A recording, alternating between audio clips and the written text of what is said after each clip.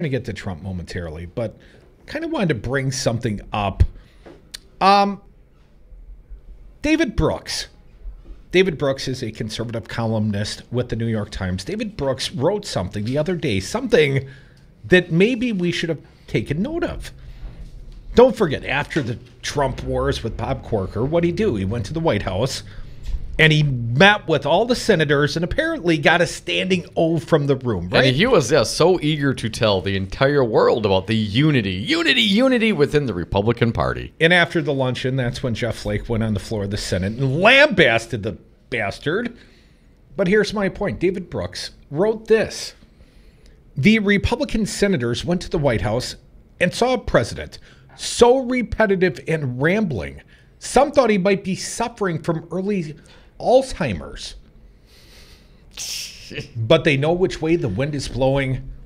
They gave him a standing ovation. What exactly does that mean?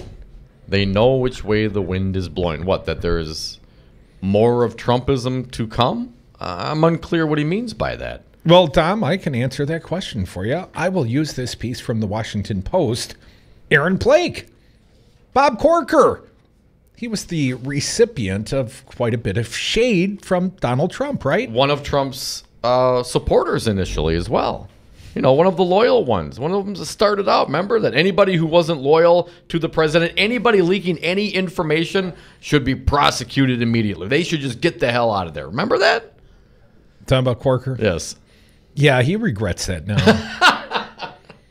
Aaron Blake, yet another Republican senator who dared to criticize President Trump, has seen his numbers crater amongst Republicans. Senator Bob Corker, who recently announced his retirement and then went after Trump in an unprecedented term for a Republican, saw his overall approval rating decline just a bit in a new Middle Tennessee State University poll released Friday morning, from 52% in February to 45% today. All right, 7 points. You figure, well, all right, you go after your party's guy, there might be some repercussions for that. So his approval ratings in his home state down 7 points. But I read on, Tom. But a deeper dive into the poll's findings show his feud with Trump has clearly alienated Republicans. I think I do that myself around here once in a while, Tom. Don't try to, it just comes natural. You do it very well. I asked the pollster to pull numbers on just Republicans, and it turns out Corker's approval is now actually lower inside the GOP than in the state as a whole. Less popular amongst his own party than amongst all voters in his state. I mean, that's sort of dramatic, but let me get to the greater point, Dom. Just 37% of Republicans say they approve of Corker, while 49% disapprove. Dom, that's called a negative 12, right? Mm-hmm.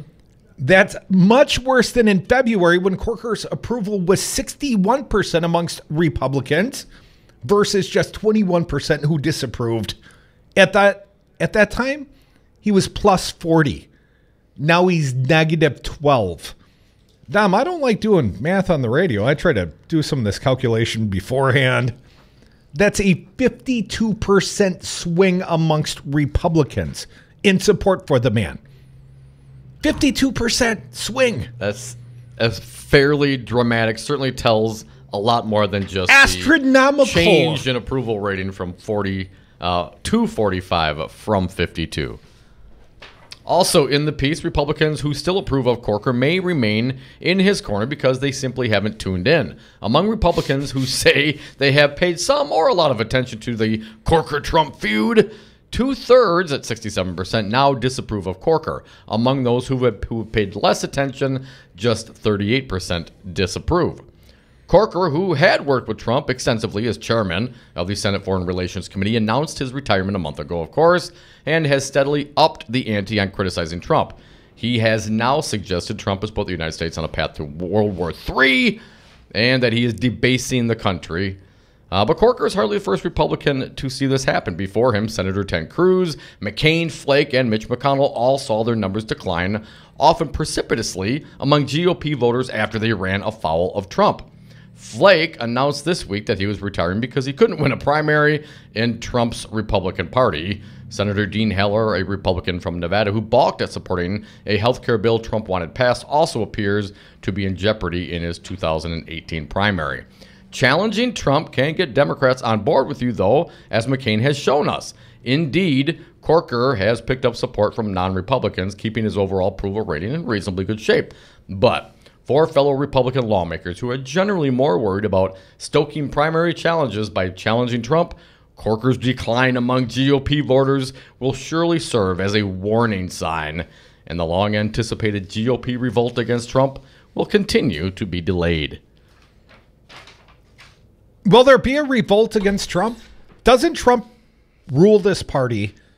And Dom, shouldn't we take from this newest polling the fact that to cross Trump is to cross the will of Republican voters? We've talked about this. That's entirely the case. Yes, the 77 to 83% of Republican voters think depending on the poll, think Trump's doing a hell of a job. Hell of a job, Brownie. And then we see to cross Trump, like Senator Corker has, to suggest that Trump is somehow unhinged, to point towards reality, let's call it. Well, not just him. Of course, Cruz, McCain, Flake, and McConnell also saw the same thing happen.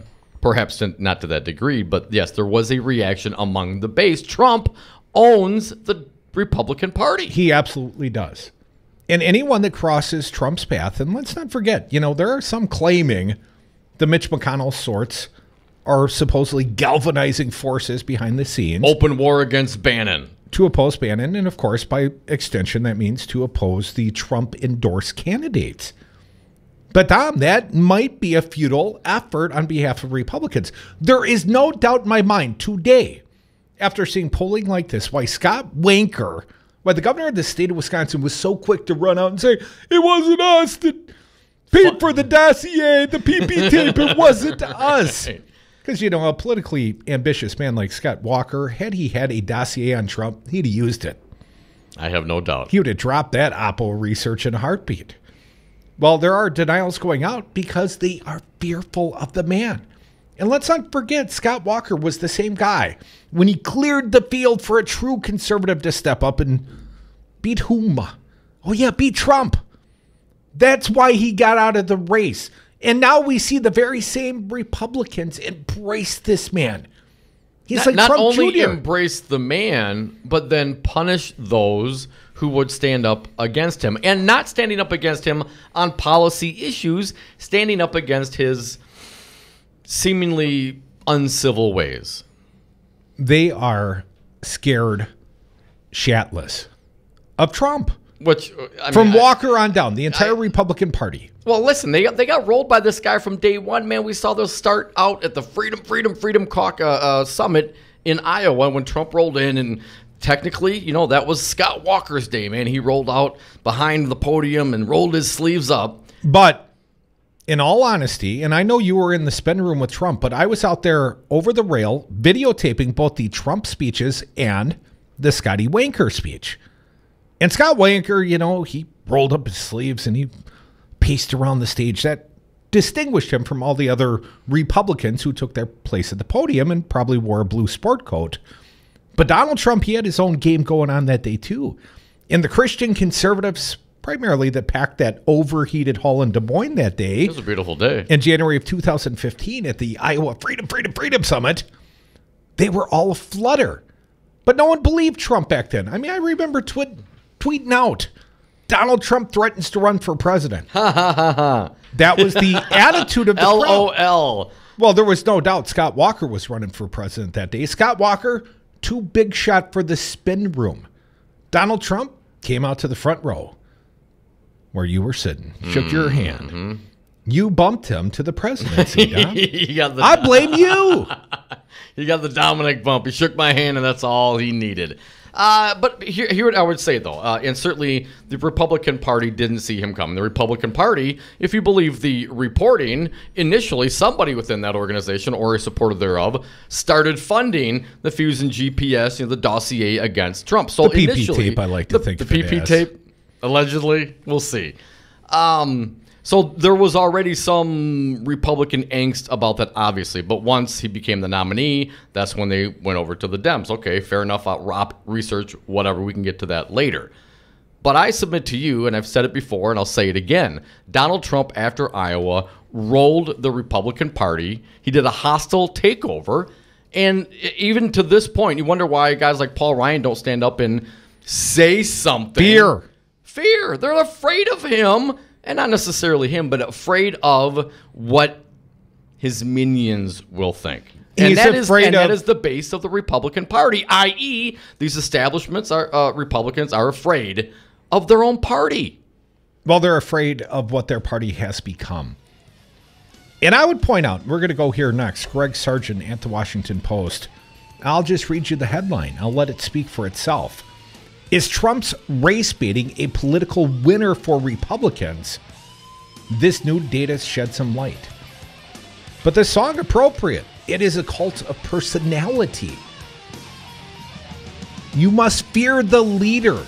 There is no ideology being pushed forth. I mean, sure, they want tax cuts for the rich, but they're going to go along with whatever this man says. Most of the Republicans, few exceptions, because they are fearful of the base, and they're afraid, and they didn't realize what they were creating.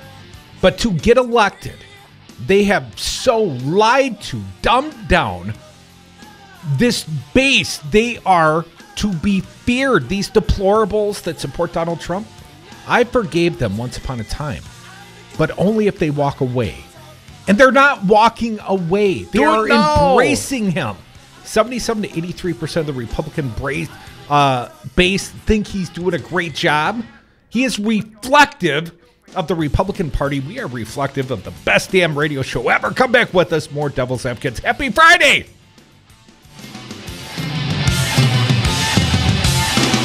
The only thing we have to fear is fear itself. I didn't get a harumph out of that guy. The problem will be taken care of. Fire, fury, and frankly, power. What's the matter, Colonel Sanders? Chicken? You gonna do something or just stand there and bleed? Scott Walker thinks Wisconsin should once again hire him as governor. You wouldn't hire me to be a neurosurgeon. This is a person who has not worked in the private sector since 1993. You wouldn't hire me to run condos. You wouldn't hire me to run HP. And has made his political career. You probably wouldn't hire me to run the United States Senate. By using divisive tactics to the benefit of his corporate donors. The first step is we're going to deal with collective bargaining for all public employee unions. Because you divide and conquer. Now he supports the largest publicly funded government subsidy of a foreign corporation in American history. They can go suck lemons. And Scott Walker has yet to live up to his first campaign promise to create 250,000 jobs. Is this a campaign promise? Something you want to be held to? Absolutely. Scott Walker, we the people are done sucking your lemons. This message was paid for by the People for People Corporation. Donate online at p4ppc.org, p4ppc.org. In Wisconsin, the laws are the same for bicyclists and motorists, so if you bike, ride with the traffic and obey signs and lights. Whether you ride a bike or drive a car, you must yield the right-of-way to pedestrians at marked and unmarked crosswalks. At intersections, always look for pedestrians before making a turn, and slow down in school zones and neighborhoods to keep our kids safe. Share and be aware. We're all responsible. Visit shareandbeaware.org to learn more. I don't know if you know the Devil's Advocates, but they are kind of a big deal. Well, you guys are having a good show so far. Hey, could you say that again? Just not for our sake, Paul, but for the sake of the audience. Yeah, tell everybody once again what a great show we are having. You guys have a good show almost every day. Wow, almost. All right, thanks for calling, Paul. I'm just kidding. Okay, every day. Tweet some shade at you, Paul. The Devil's Advocates, weekday afternoons on 1510 AM, Wisconsin's Resistance Radio. Do you own a rental property, or would you like to partner with a rental investment team? Call the pros you can trust at CCL Management. Rental expertise second to none, a general contractor on staff to direct repairs and improvements, and real estate brokerage services tailored to the small investor. If you're ready to invest in rental property or just need professionals to manage your real estate portfolio, call us, CCL Management, at 608-833-0009 or visit us on the web at cclmanagement.com.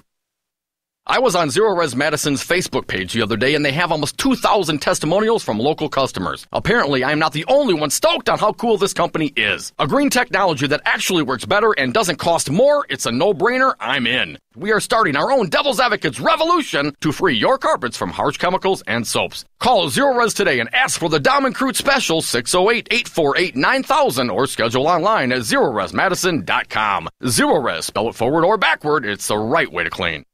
Mark your calendars. Wednesday, November 8th, the ACLU of Wisconsin's Bill of Rights celebration, a year of resistance at the Italian Conference Center in Milwaukee. Dinner and award ceremony starts at 5. After party starts at 8. Dom. Crudy, the keynote speaker, is the National ACLU Political Director, Faz Shakir.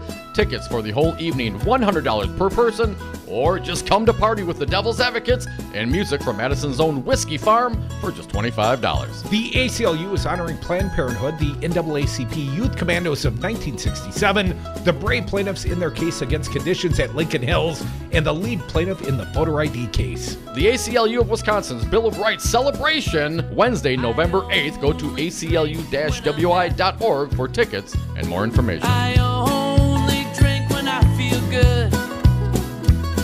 I've got what I love and I love what I've got. It just so happens I'm happy a lot. My good friend, Governor Scott Walker. The Devil's Advocates, where there's always time for Scott Walker bashing. Hashtag Walker bashing. All right, welcome back to the Devil's Advocates radio show. Happy Friday. You're listening to us on the greatest radio station ever, WRRD 1510 AM Wisconsin's Resistance Radio. You can always join us. It's Friday. We air grievances. 844-967-2789. Dominic, I have a modest grievance. Modest? Today's 5 o'clock happy hour will be our last 5 o'clock happy hour of the year. What? Yeah, man, moving the schedule.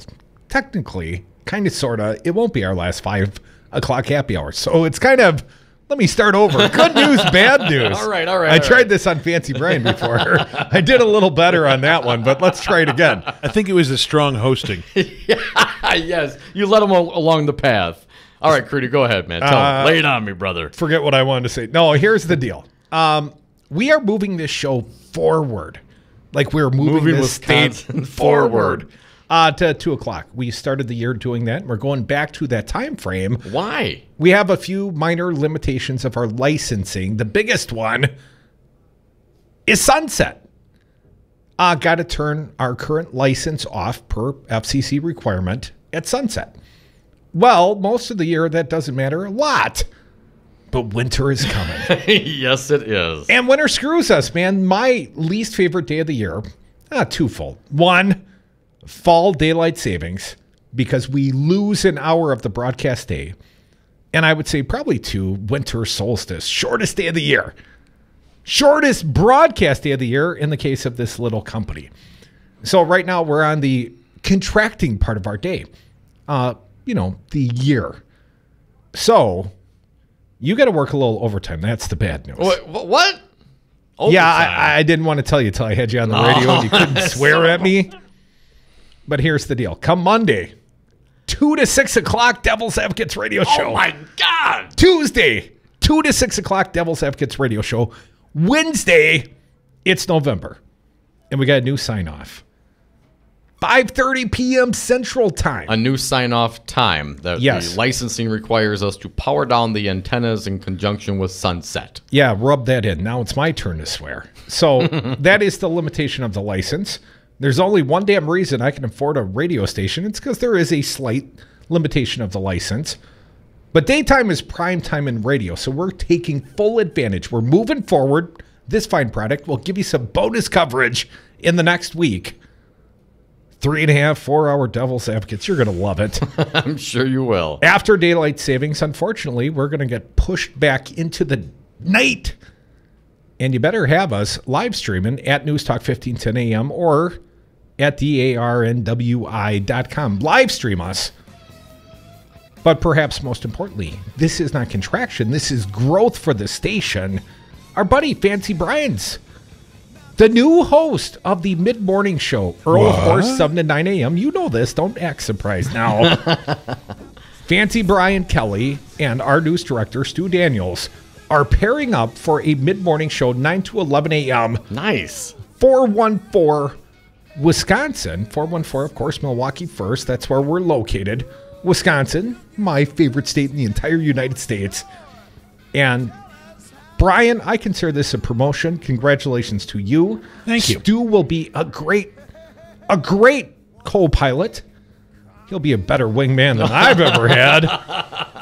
And we're looking forward. This radio station will do 7 hours per weekday, live local. And we're adding products on the weekend as well. You're going to be so proud of us. So that's the big news, but you got to work some overtime. We'll get the people acclimated. We'll break them into it easy, but we'll come back. We'll air more grievances, not just Tom's whining. 844-967-2789. It's Friday. We're the Devil's Advocates. This is Wisconsin's Resistance Radio, WRRD 1510 AM.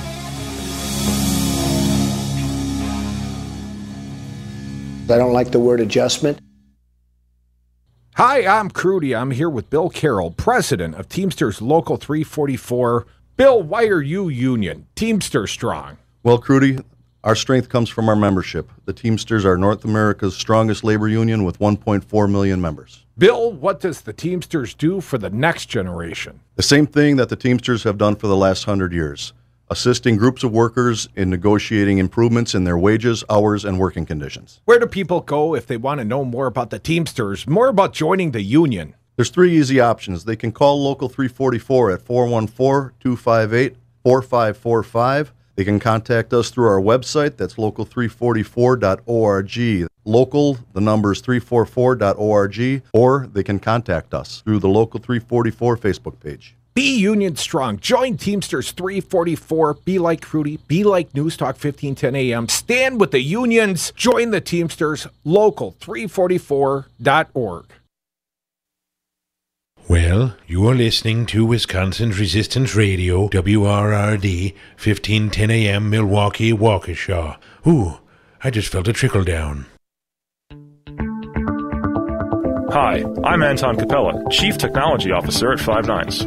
Five Nines is more than just our name. It's the level of service you can expect.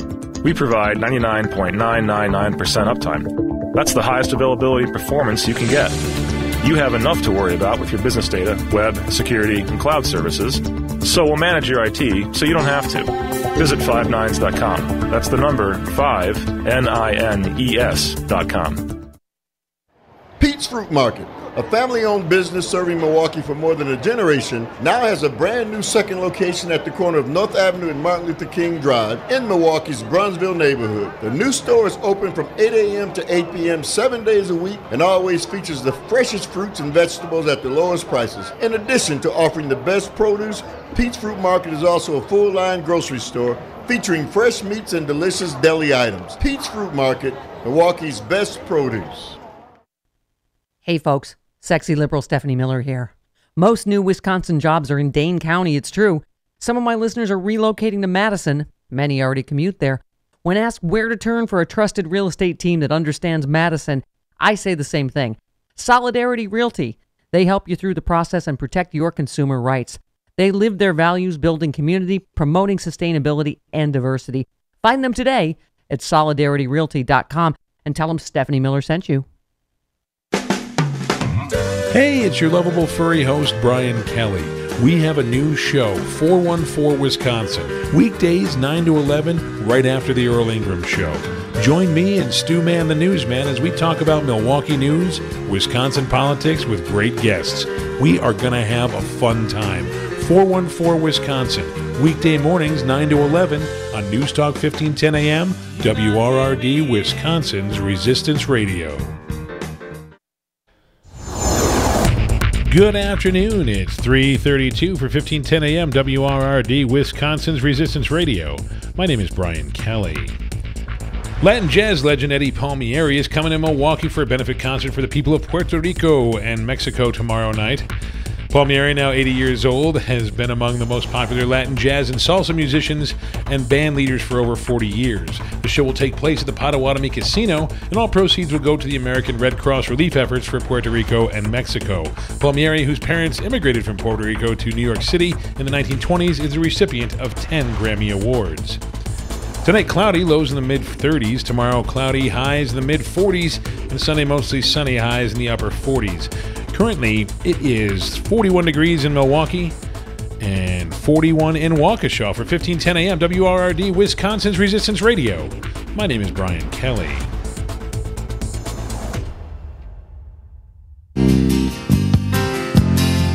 Grass-fed, locally raised, 100% organic. Dom and Crute are the Devil's Advocates. Welcome back to the Devil's Advocates radio show. It's Friday. We air grievances. And my grievance is that the Trump backers, the base, you're talking about red meat for the base. You're talking about a racist base. Come on, you can't broad brush like that. I think there perhaps is some truth to what I say, Dom. I direct you towards Greg Sargent at the Plumb Line. Washington Post, is Trump's race baiting a political winner for Republicans? This new data shed some light. Dom, when Virginia voters go to the polls to choose a new governor in less than 2 weeks, and we got friends out in Virginia, Dom. We got WP, BC, FM, LP. In Charlottesville, we, got some friends in Virginia. I got some family in Virginia.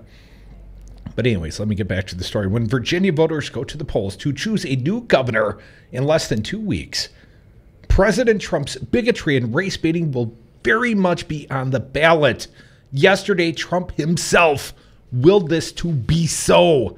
The president tweeted that electing Republican Ed Gillespie might save our great statues and heritage. What? An explosion of tweets immediately asked, what heritage exactly? Racism? Whatever Trump meant, we know what Trump meant, right? Can we stop playing coy? Can we stop pretending like we don't know that Trump is throwing out racist dog whistles here? Yes, it's racist. I read on. I don't know if it's even dog whistle. I kind of hear it when he says great statues and our heritage.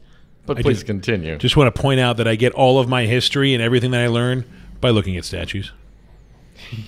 Yes. Whatever Trump meant, there's no denying that the Virginia contest has become a referendum on how successful Trumpist racial politics will be now that he's in the White House. Trump has repeatedly cast Democratic Ralph Northam as soft on immigration and crime. And Gillespie is heavily trafficked in the same attacks with dishonest ads featuring scary, tattooed, brown-skinned gang members. Of course. Willie Horton, anyone? In a state that was recently the site of white supremacist violence and murder on both sides, Gillespie has said Confederate statues should remain. All this is designed to energize Virginia Trump voters. The Klan. That was my little editorialization at the end. I got some fresh data from the new Watson Center for Public Policy poll that sheds light on whether this effort by Gillespie is working and how. The poll's top lines find that Northam leads Gillespie among likely voters 50% to 43%. And Rachel Beitkofer, the assistant director of the Watson Center poll, provided me with additional data from the crosstabs. First, the data shows the strategy may be working in one sense. It may be driving up energy among Republicans. Doesn't it always? They love the red meat for the base is white supremacy. Save our heritage. Save our statues. In September, the Watson Center poll found that only 72% of Republicans were likely to vote versus 77% of Democrats. But in the latest poll, 79% of Republicans are likely to vote versus 80% of Democrats, meaning Gillespie has reached parity by this metric. Here's a quote from Beitkofer. The whole point of Gillespie's strategy is to get base GOP voters excited by throwing them some red meat. And there is some evidence that Republican voters have become interested in this election. However, there is also evidence that this strategy may not be doing enough. For one thing, Byte-Cofer says, right now the enthusiasm gap still favors Democrats. This poll seeks to impose a tight voter screen based on whether the stakes around the matters are really high. Remember, the above represents only one poll, and the polling averages have the race closer, with Northam leading by around 4 points. Gillespie could certainly win. If he does, Republican candidates around the country may be emboldened to amp up the Trumpist tactics, the racial provocation, and deliberate stoking of divisions. If Northam wins, Republicans may begin to wonder whether going full Trumpist carries too many costs in a form of driving away college-educated and suburban whites and energizing minorities. A new Watson Center poll suggests that Democrats may be energized. With this screen, it projects an electorate that is 36% Democratic, 33% Republican, and 30% independent, Byte-Cofer said. The 2013 gubernatorial race the Democrats won had a very similar electorate. Another key question is whether non-whites will be energized. The poll finds that 78% of whites are likely to vote, while 76% of non-whites are no difference. And while 39% of whites are thinking about the elections a lot, 49% of non-whites are thinking a lot about it. What's more, Gillespie is winning only 83% of self-described strong conservatives, while 93% of strong liberals say they're going for Northam. That's bad news for Gillespie, says Byte-Cofer, who also wrote a new book on the 2016 campaign. Here's another data point. While the new polls show that Gillespie trouncing Northam at 64-22 among non-college whites, he's barely ahead of Northam among college-educated whites at 47-44. Gillespie almost certainly has to run up a larger margin among those voters to win, and this suggests the emphasis on immigration, crime, and Confederate statutes either isn't winning enough of those white voters or potentially is alienating them. No, Dom, you didn't point out to me I read the wrong paragraph. I already gave the people the conclusion. I was trying to figure out where the hell you were, man. Anyways. Repeat the conclusion. I'm going to be very clear on what this article is saying, please. The stakes around these matters are very high. Here's the actual conclusion.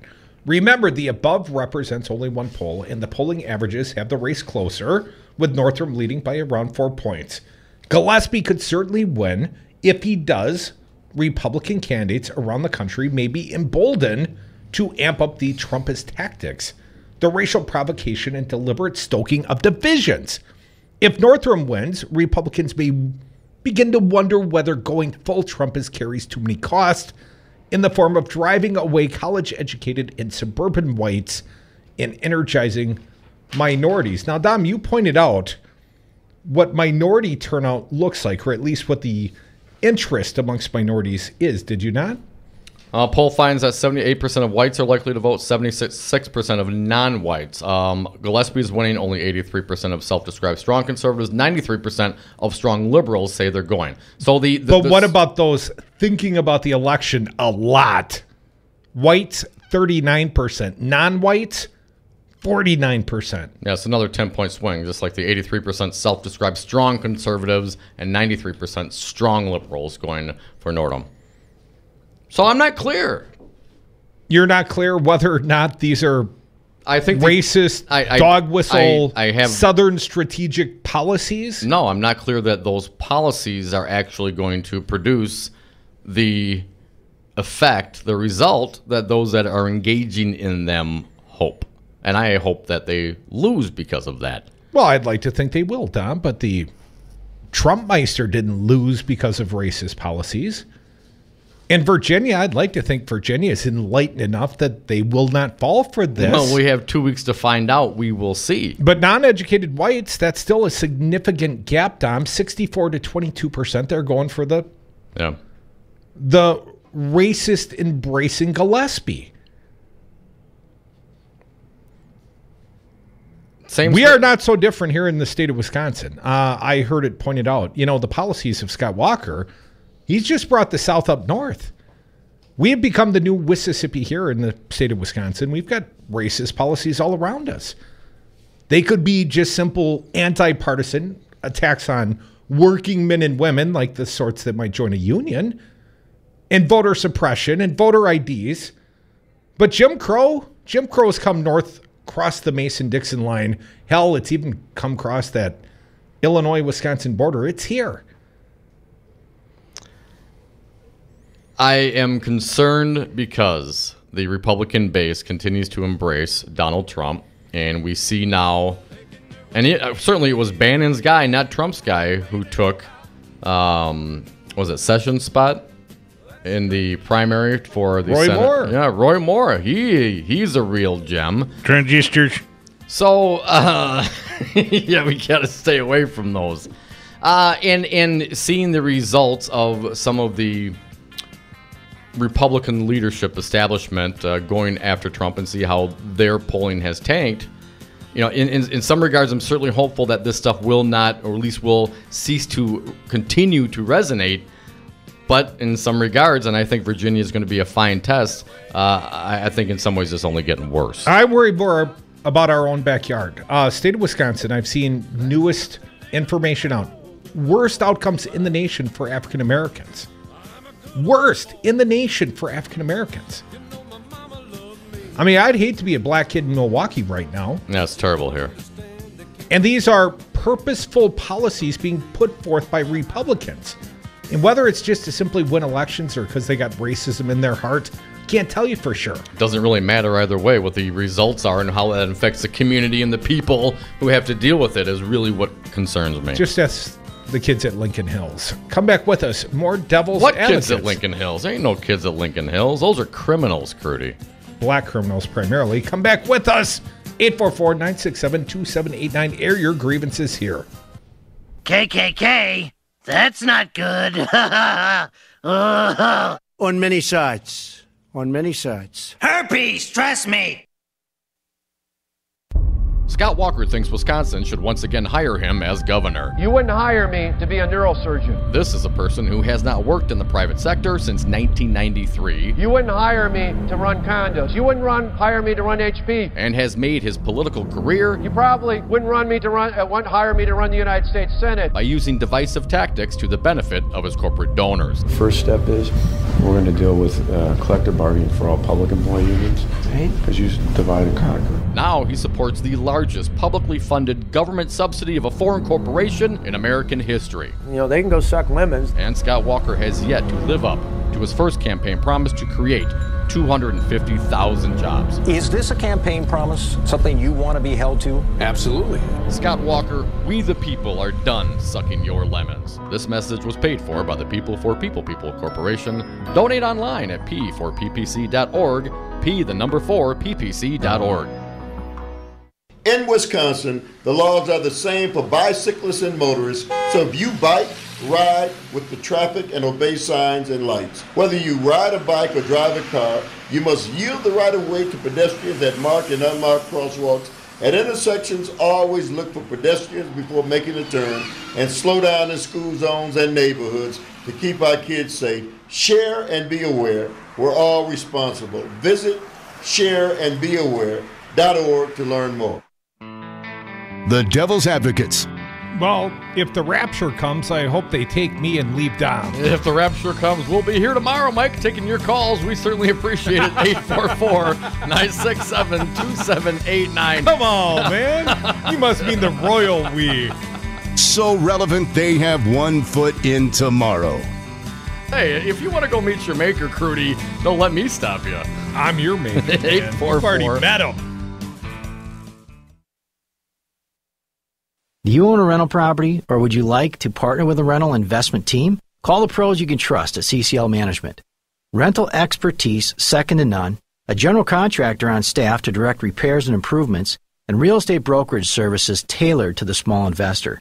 If you're ready to invest in rental property, or just need professionals to manage your real estate portfolio, call us, CCL Management, at 608-833-0009, or visit us on the web at cclmanagement.com. Hi, this is Brad Saug, owner of Zero Res Madison Carpet Cleaning. Zero Res is the best new technology in carpet cleaning. We have a patented process using empowered water, a high-tech process in which we force the water to act like soap. it doesn't want to stay in that state. It's jacked up and it's angry and it wants to hit the dirt and then it neutralizes. When we're done, all that's left in your carpet is just light moisture. In the end, you get the cleanest, greenest, healthiest carpet cleaning available. Call us at 848-9000. Zero-Res. Spell it backward or forward, it's the right way to clean. Have a drink at Regano's Roman Coin. This neighborhood corner tavern is as classic as the street it occupies. Family owned and operated since 1966, Regano's Roman Coin is located in a former Pabst Tide House on historic Brady Street, serving an array of craft beers with a focus on Wisconsin breweries. Also, weekly drink specials, trivia on Wednesdays, seasonal sporting events, parties hosted for all occasions, and pet friendly. Open 11 a.m. Tuesday through Friday, 10 a.m. Saturday and Sunday, closed on Monday. Regano's Roman Coin, Milwaukee's pet friendly, cash only order and classic corner tavern. Today we decided to walk to school. The light counted. 15, 14. 31? I mean, 13? We took a left on Carroll Street. Danny's smart, but he gets distracted. He realized he forgot his homework. I hope he doesn't have another bad day at school. When you can see learning and attention issues from their side, you can be on their side. That's why there's Understood.org, a free resource for the parents of the 1 in 5 kids with learning and attention issues. Go from misunderstanding to Understood.org. Brought to you by Understood and the Ad Council. I don't know if you know the Devil's Advocates, but they are kind of a big deal. And we are back. Thank you for listening to the Devil's Advocates radio show live on Wisconsin's Resistance Radio, 1510 AM WRRD. We stream this fine product on YouTube, on Facebook. You can reach out to us on Twitter at Devil Radio. And we air grievances on Friday. Your calls, toll free 844-967-2789. Dominic, I understand Republicans like to win. We all like to win. I like to win. I'm so tired of winning. Too much winnings. No more winning. I can't take all the winning. I get the fact that Republicans like to win. I think in part the only reason Scott Walker is relatively popular amongst Republicans in the state of Wisconsin, it's certainly not the good governance. It's the winning. He won. He won, and they've been able to shove stuff down our throats ever since. And I would say ultimately, you know, you'd like to think that Republicans, they aren't really this uncompassionate, that they really would like to think that, you know, they have some good ideas, but there are many evidentiary examples to the contrary that they are out of good ideas. They attack the machinations of the vote. They basically suppress the vote through voter ID and different things. What they don't do is they don't expand the base. They don't try to bring new people into the tent. They're done doing that. I remember There's hearing nothing back in the day, appealing. the Big Tent. Was that Reagan? Who was that? Who had the Big Tent? There was a time Republicans claimed they had a Big Tent. Every politician claims he or she wants a big tent, right? Lots of constituents, lots of voters in their, you know, in their column. But here's the problem. Republicans are done growing their party. This is really about diminishment of the other side. Is it the death throes of the party? I would be damn embarrassed to call myself a Republican. If Donald Trump was my president, hashtag not my president, and I was a Republican of any sort of conscience, I'd be damn embarrassed for my nation, for my party, about this serial groping, pathological, lying narcissist who now is the embodiment of my party. And for those that are true fiscal conservatives, for those that might consider themselves true conservatives of a business sort, you've thrown yourself in with the racist, in with the homosexual hating, misogynistic, Muslim banning Republican Party that is Donald Trump. This article, I think, helps me make my point. I'm Jeff Flake, alone among Senate Republican refuses to back Roy Moore's campaign. Why don't you read? I'm having trouble. Yes. What is this piece from? I don't have it in front of me, but we will continue. Anyway, you can find it on our Facebook page. 2 days after announcing his retirement and denouncing Trumpism from the Senate floor, Senator Jeff Flake, a Republican from Arizona, set a different trend. He became the sole Republican senator opposed to Roy Moore's Senate bid in Alabama. Collared in the Dirksen building by NBC's Frank Thorpe, Flake, who does not do many hallway interviews, said that Moore represented exactly the politics that had ruined his party. A guy who says that a Muslim member of Congress shouldn't be able to serve, Flake said, that's not right. Flake, a member of the Church of Jesus Christ of Latter-day Saints, has frequently criticized religious discrimination, but he is the only Republican in the Senate to criticize it in the context of Moore's campaign.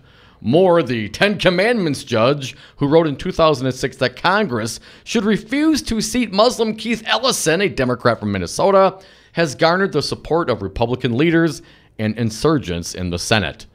The movement towards Moore has contradicted conventional wisdom about his surprise win. As he marched towards victory in last month's Republican primary, many GOP strategists warned that the far-right Moore would become an embarrassment to the party, much as former then-Congressman Todd Akin became an albatross after his 2012 Senate nomination in Missouri. Akin did not have a President Trump to compete with. Liberal news sites have published stories about Moore's views at a steady clip, but few have broken into the national cycles. Republicans have taken advantage of that. This week, as first reported by Politico, the National Republican Senatorial Committee created a joint fundraising entity, the Alabama 2017 Senate Victory Committee, with Moore, who has sometimes struggled to raise money. Senator John Cornyn, a Republican from Texas, meanwhile endorsed Moore in a statement, then told NBC News that he could look past Moore's views on Islam and gay rights. Of course he did. I have a disagreement within my own family. Doesn't mean I care for them any less, so I support the nominee of my party, he said. Also this week, Moore scored the endorsement of 3 Republicans with libertarian leanings, Senators Ted Cruz, Mike Lee, and Rand Paul. The endorsement from Paul was especially controversial, with libertarian magazine Reason publishing a lengthy criticism of his move. Here's what Reason wrote.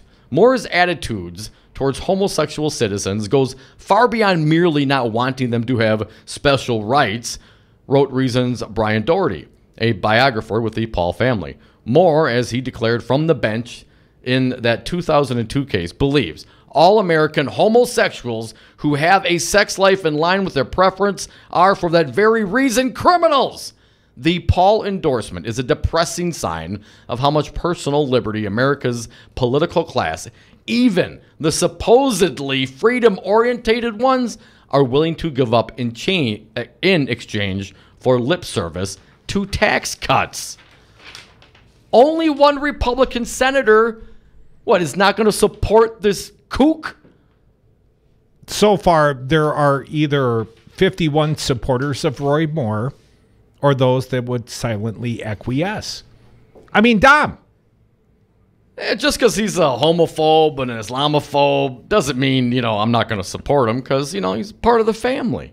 Now, if I had some Klan people in my family, I might be disappointed, but they're kin. They're kin. Gotta love them. Next of kin. Hate the sinner. No. Love the sinner. Hate the sin. Yes.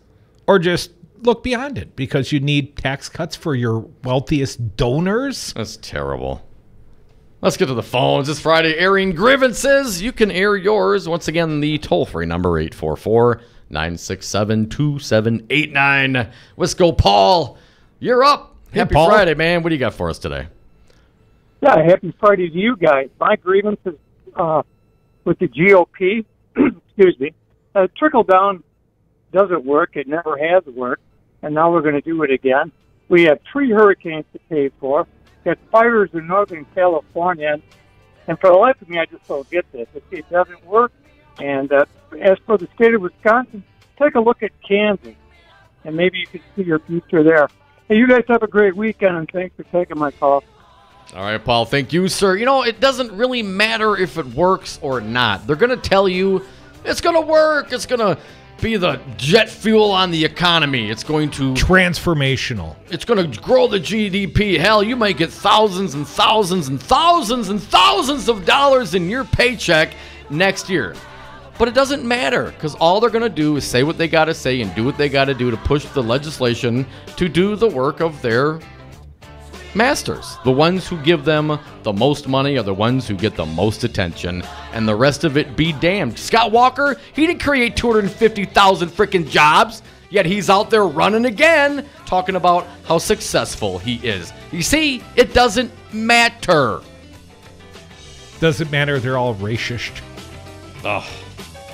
Perhaps it's just the policy. If they're not all racist, but they hang around racist, well, aren't you a little racist then? Well, a little guilt by association. You're guilty as well. Come back with us. More Devil's Advocates. Hour 2 is next.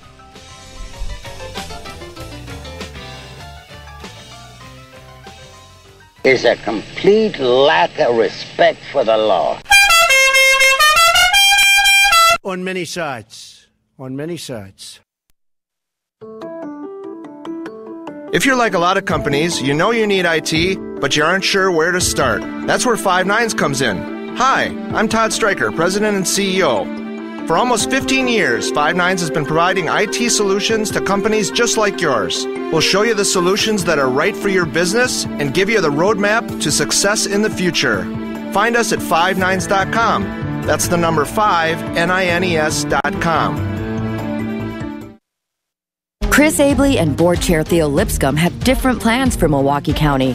For the past 6 years, Chris Abley has balanced Milwaukee County's budget, reduced debt, and protected vital services without raising property taxes. Abley's fiscally responsible budget proposal this year continues the progress we've made toward a more sustainable future for Milwaukee County. Abley is putting people back to work, but Theo's cuts would end job training programs. Abley's budget maintained, but Theo Lipscomb has a different plan. Theo isn't willing to make the hard choices and is demanding devastating service cuts to our roads and keeps public transit affordable. But Theo's cuts would slash bus routes and delay road repairs. Abley is fighting to keep our parks and senior centers open, but Theo's cuts could shut them down. And while Abley's budget tackles the opioid epidemic, Theo's cuts would hurt public health and make our communities less safe.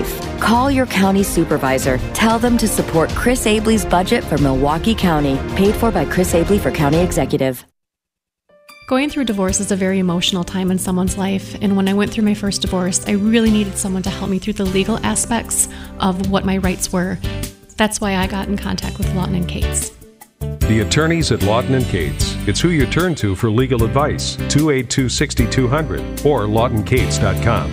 When you need an attorney, trust the voice of experience. The only choice, Lawton & Cates.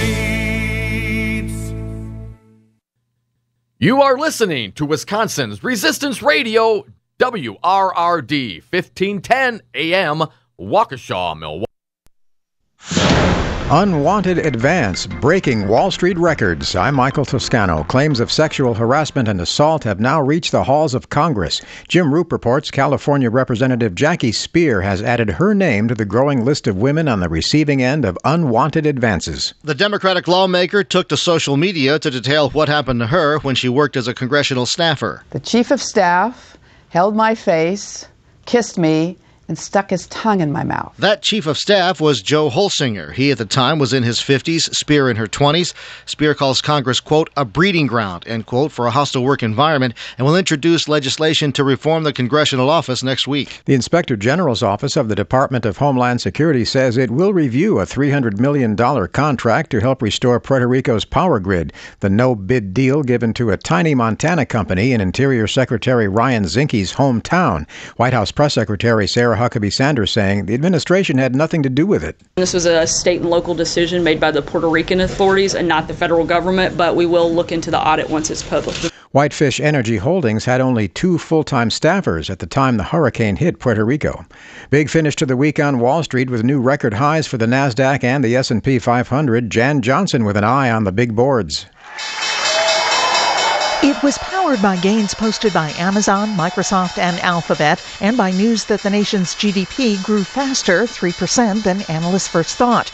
The Dow finished up 33 points at 23,434. The S&P 500 gained 21 to close at 2581, and NASDAQ rose 144 to 6701. With word now circulating that Utah Senator Orrin Hatch may retire next year, speculation is rising that Mitt Romney will launch a bid to replace Hatch. A recent poll on the Salt Lake Tribune finds that Romney is the most popular candidate among likely contenders in the 2018 race.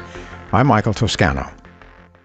Have you still not refinanced your mortgage? Well, soon you may be kicking yourself in the head. Hi, I'm Wesley Hogan with Westland Financial, and interest rates have gone up recently and will continue to rise, but they're still at historical lows. So don't delay. Let us lower your monthly payment, consolidate a first and second, pay off other debt, or drop you into a 15-year loan with no closing costs. That's right. Nothing's rolled into your loan. We'll pay for your appraisal, title, underwriting, settlement fee, everything. Do not miss out on this historic opportunity. Whether it's a purchase or refinance, you'll pay no closing costs. You won't spend a dime. Think about it. All it takes is a 5-minute phone call to find out how we can save you hundreds or even thousands of dollars a year. And by the way, Westland Financial now is proud to offer reverse mortgages for our clients over 62. So call us at 888-455-3669. That's 888-455-3669. It's the biggest no-brainer in the history of mankind. Call us at 888-455-3669. That's 888-455-3669. NMLS number 3304. Not all loans apply. Equal housing lender. It's not your imagination. Winter does seem to be shrinking. An analysis of U.S. weather data shows that winter is coming later and leaving earlier. The average first freeze over the last 10 years, that's from 2007 to 2016, is a week later than the average from 1971 to 1980. That's according to an analysis by the Associated Press of data from 700 weather stations across the U.S., going all the way back to 1895 and compiled by the National Oceanic and Atmospheric Administration. So far this season, only 40% of the lower 48 states have had a freeze. That compares to nearly two-thirds having freezes by now in what's considered a normal year. Last season, winter was more than 3 weeks shorter than normal. The changes linked to climate change mean more fruits and vegetables, but also more allergies and pests. The government investigating complaints that steering wheels can come loose on some Ford Fusions from 2014 through 2016. No recall yet. I'm Michael Toscano. Hello, beautiful. I'm Amy Errett, founder of Madison Reed, a hair color company I named after my daughter. I founded Madison Reed with the idea to create luxurious, ammonia-free, salon-quality, at-home hair color that saves women time and money. Thanks to all of you, it's working. From New York to Florida, California to North Dakota, women all over the U.S. are trying and loving Madison Reed. Whether you're a busy mom, an executive, or a beauty fanatic, this is hair color that gives you the freedom to do more of what you love. This is hair color for all. In under an hour and less than $25, Madison Reed delivers gorgeous, multi-dimensional, shiny hair. Join the hundreds of thousands of women who have discovered a better way to color. Find your perfect shade at madison-reed.com and get 10% off plus free shipping on your first color kit. Use code Good Hair. That's code Good Hair. Good afternoon. It is 4:05 for 1510 AM WRRD, Wisconsin's Resistance Radio. My name is Brian Kelly. The jury says Milwaukee Tool of Brookfield should receive almost $28 million from Kenosha toolmaker Snap-on in a patent infringement case. Milwaukee Tool filed the lawsuit 3 years ago over patented lithium-ion battery technology that the company alleged was used by Snap-on in their products. Yesterday, a federal court just sided with Milwaukee Tool, indicating they are entitled to a reasonable royalty of $27.8 million. There were 5 claims among 3 different patents in the lawsuit, and the verdict was unanimous. Tonight, cloudy, lows in the mid-30s. Tomorrow, cloudy, highs in the mid-40s. And Sunday, mostly sunny, highs in the upper 40s. Currently, it is 41 degrees in Milwaukee and 39 in Waukesha. For 1510 AM WRD, Wisconsin's Resistance Radio, I'm Brian Kelly.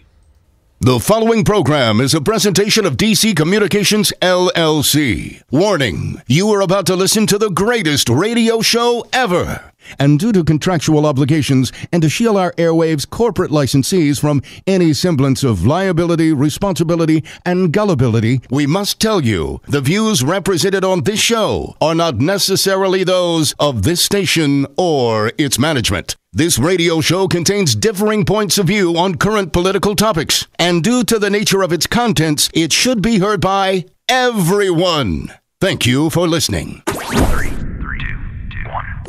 Now live from the heart of liberal Wisconsin, where the political party is just beginning, welcome to the Devil's Advocate Show.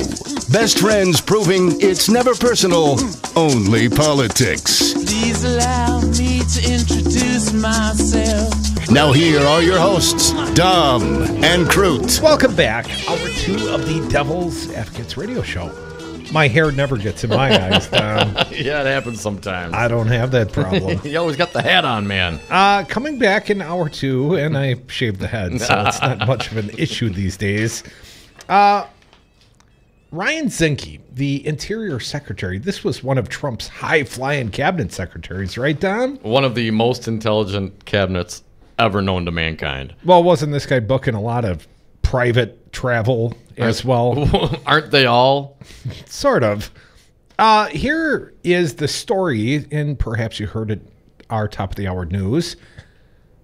A little firm in Montana has been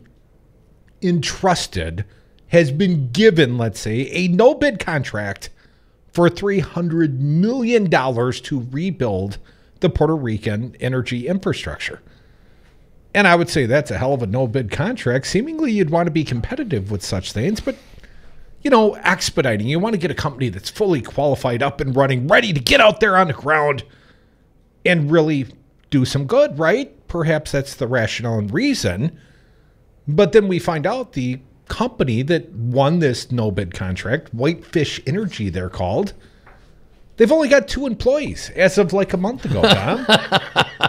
This is hardly a company up and running and ready to rebuild the entire infrastructure of the Puerto Rican island. Puerto Rico. So anyways, it gets even more interesting when you realize this little firm, this Whitefish Energies, is from the hometown in Montana. And this is not a big town to my understanding. Montana's not a lot of people in that state. Well, it's a big state, but it's not a populated state. They have one area code. For the state? Yes. Montana. So anyways, this Ryan Zinke just pure coincidence, Tom, just happens to be from the very same hometown as this Whitefish Energy. This recipient of a $300 million no-bid contract. Now, I've also seen it reported, Dom. You know where Zinke's kid worked last summer? I didn't know he had kids, but okay. This is the Interior Secretary under Trump from his son. Montana. His son worked, I don't know, how is it relevant to the story? Well, he interned at Whitefish Energy. Oh, that's how it's relevant to the story.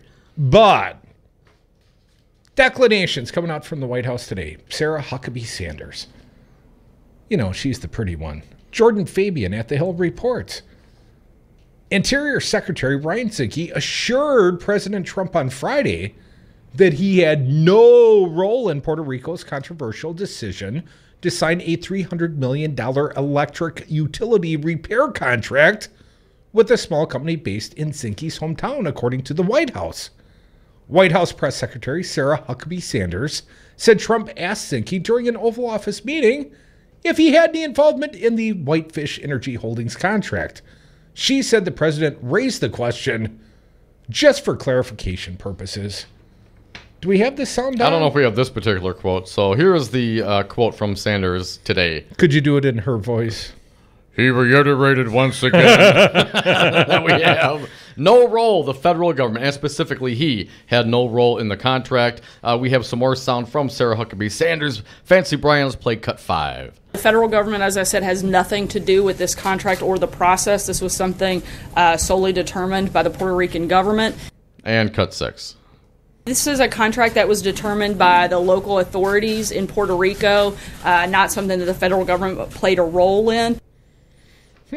No, this seems like an incredible coincidence, Tom. Yes, it does. That the Trump Interior Secretary, whose son interned for Whitefish Energies, this company that got a no-bid contract, $300 million, only had 2 employees. I mean, where'd you find them? San Juan? In a phone book? They were in the yellow pages? Where did you possibly find this company if there's no relationship to Ryan Zinke? And then, Dom, additionally, we learned today, also from thehill.com, John Bowden, Whitefish Energy contract bars government from auditing the deal. Sounds sort of like Foxconn. Yes, you cannot see the contract until the state signs the contract. The biggest difference here being, of course, $300 million supposed to rebuild the entire electrical infrastructure in Puerto Rico. State of Wisconsin on the hook for 10 times that much. We, the taxpayer, still in the dark. I read from the Hill piece. A deal reached between the government and a small Montana energy company. We are a bigger firm here on Brady Street. We've got more than 2 employees. We'll take $300 million and build your infrastructure. A deal reached between the government and a small Montana energy company located in Interior Secretary Ryan Zinke's hometown prohibits the government from reviewing labor costs or profits related to the company's relief efforts in Puerto Rico, according to a leaked copy of the contract. Now, when you only have 2 employees, does one guy have to look at the other guy and say, it was you? I mean, who actually... if our contract got leaked, I'd be looking at you, there's fella. only 2 of us. And I wonder if they like double check each other. Here, check this. Read this one over. Make sure this contract's right before we send it out. Left it on the copier, didn't you, Dom? A copy of the deal obtained by reporter Ken Kleppenstein reveals that the government isn't allowed to audit or review the cost and profit elements under the agreement. What great deal for the government, allowing the company greater discretion and secrecy for how it spends the $300 million to restore power to the island. So we don't know if they say, oh man, that's going to cost a lot more than we originally told you. Well, show me your receipts. Sorry, can't do that. Contractually speaking, that's all proprietary. Puerto Rico is rebuilding after 2 major hurricanes wiped out most of the island's electrical grid. Whitefish signed the deal with the Puerto Rico Electric Power Authority, PREPA, which also prohibits the government from making any claim against the contractor related to delayed completion of work, almost as if so a 2-man crew might not get the job done and the time allocation per the bid. So if there's no repercussion for not finishing on time, and they can't, the government and presumably the Puerto Rico Electric Power Authority can't come in and check your books, well, can't you just cash the check and go on, walkabout for a while?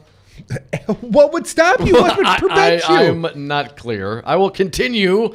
Michael, Whitefish has been the target of heavy criticism over questions as to why the small company, which had only 2 full-time employees when the storm struck, was selected for such a lucrative government contract to help clean up the island.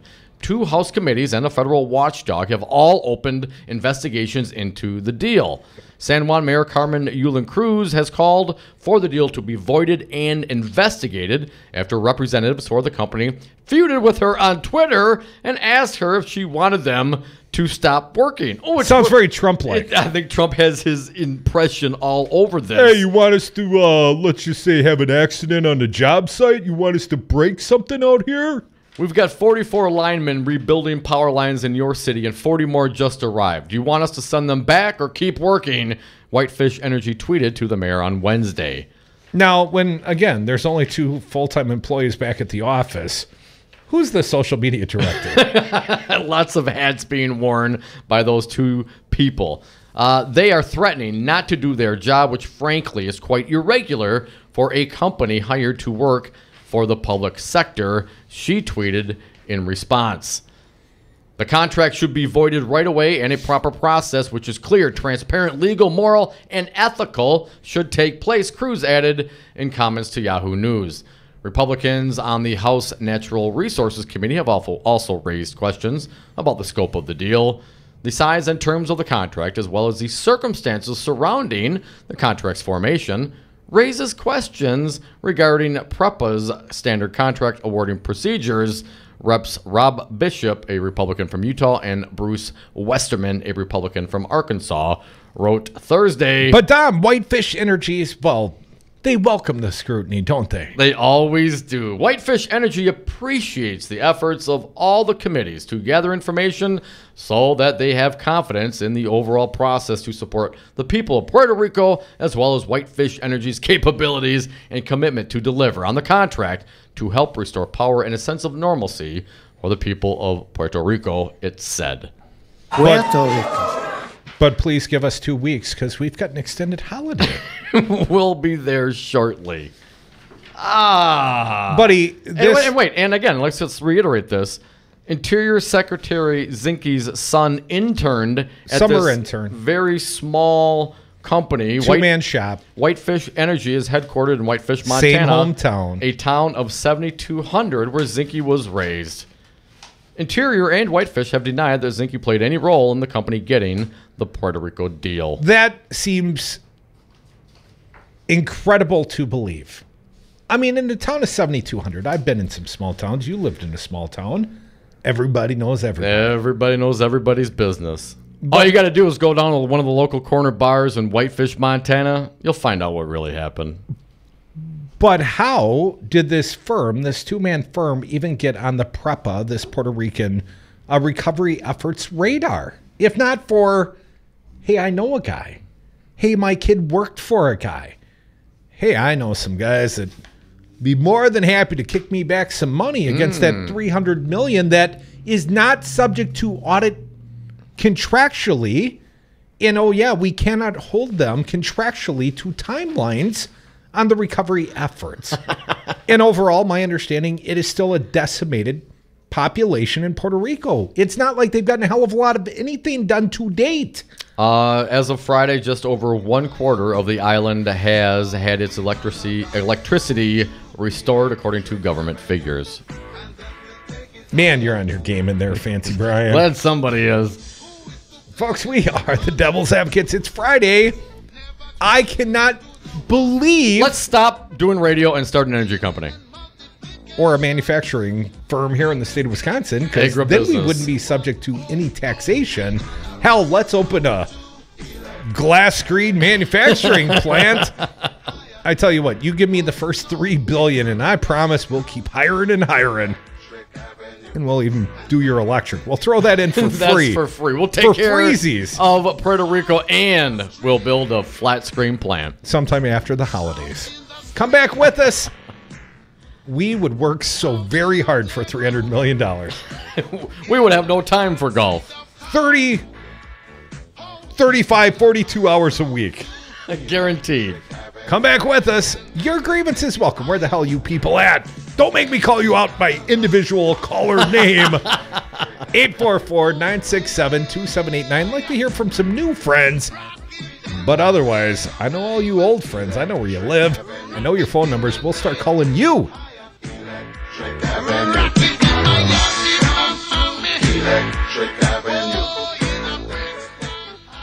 We love Puerto Rico.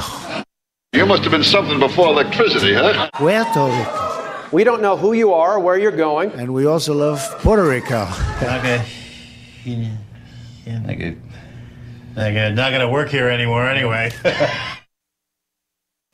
Scott Walker thinks Wisconsin should once again hire him as governor. You wouldn't hire me to be a neurosurgeon. This is a person who has not worked in the private sector since 1993. You wouldn't hire me to run condos. You wouldn't hire me to run HP. And has made his political career. You probably wouldn't hire me to run the United States Senate. By using divisive tactics to the benefit of his corporate donors. First step is we're going to deal with collective bargaining for all public employee unions. Because you divide and conquer. Now he supports the largest publicly funded government subsidy of a foreign corporation in American history. You know, they can go suck lemons. And Scott Walker has yet to live up to his first campaign promise to create 250,000 jobs. Is this a campaign promise, something you want to be held to? Absolutely. Scott Walker, we the people are done sucking your lemons. This message was paid for by the People for People Corporation. Donate online at p4ppc.org, p4ppc.org. Have you outgrown your house? Are you sick of apartment living? Not ready to buy but know you need to move? Hi folks, this is Tom Hartman for CCL Management in Middleton. You should consider moving up to one of the finer rental homes CCL Management represents. Unique houses and condos, always clean, most are pet friendly. Visit cclmanagement.com today to find your new home. CCL Management, Dane County's premier leasing and property management company. Call CCL Management at 833-0009. That's 833-0009 or visit cclmanagement.com today. In Wisconsin, the laws are the same for bicyclists and motorists, so if you bike, ride with the traffic and obey signs and lights. Whether you ride a bike or drive a car, you must yield the right-of-way to pedestrians at marked and unmarked crosswalks. At intersections, always look for pedestrians before making a turn and slow down in school zones and neighborhoods. to keep our kids safe. Share and be aware. We're all responsible. Visit shareandbeaware.org to learn more. I was on Zero Res Madison's Facebook page the other day, and they have almost 2,000 testimonials from local customers. Apparently, I'm not the only one stoked on how cool this company is. A green technology that actually works better and doesn't cost more. It's a no-brainer. I'm in. We are starting our own Devil's Advocates revolution to free your carpets from harsh chemicals and soaps. Call Zero Res today and ask for the Dom and Crute special 608-848-9000 or schedule online at ZeroResMadison.com. Zero Res, spell it forward or backward. It's the right way to clean. So, Jesse, why should someone buying a home pay for an agent when they can go online or call a number on the for sale sign? Great question. First of all, never call the number on a sign to see a home. That's the seller's agent, and they don't represent your interests. If they show you the home outside of an open house, you forfeit your ability to have someone negotiate in your corner to buy that house at no cost to you. Well, with interest rates still at historic lows, how can buyers still get a great deal and protect their rights? Step 1, find a buyer's agent that you trust. Like you? Like me. I will find the home that best fits your needs, anticipate problems, and negotiate on your behalf from the offer through closing day. And the best part is that the buyer doesn't have to pay a dime for me to represent them. Solidarity Realty. They're real, they're solid, they're honest. Whether buying or selling in Madison or Dane County, call Solidarity Realty 608-284-9311 or find them at solidarityrealty.com. Make sure you tune in to News Talk 1510 a.m. throughout the day for breaking news and up-to-the-minute political commentary. Monday through Friday, start your day with The Earl Ingram Show, 7 to 9 a.m. From 9 to 11, take a deep dive into Milwaukee news and Wisconsin politics on 414 Wisconsin with Brian Kelly and me, Stu Mann, the newsman. From 11 to 2, it's the Tom Hartman Program. Then from 2 to 5:30, join us for the greatest radio show ever, The Devil's Advocates. News Talk 1510 a.m. Wisconsin's Resistance Radio. The Devil's Advocates, the fix for political junkies everywhere.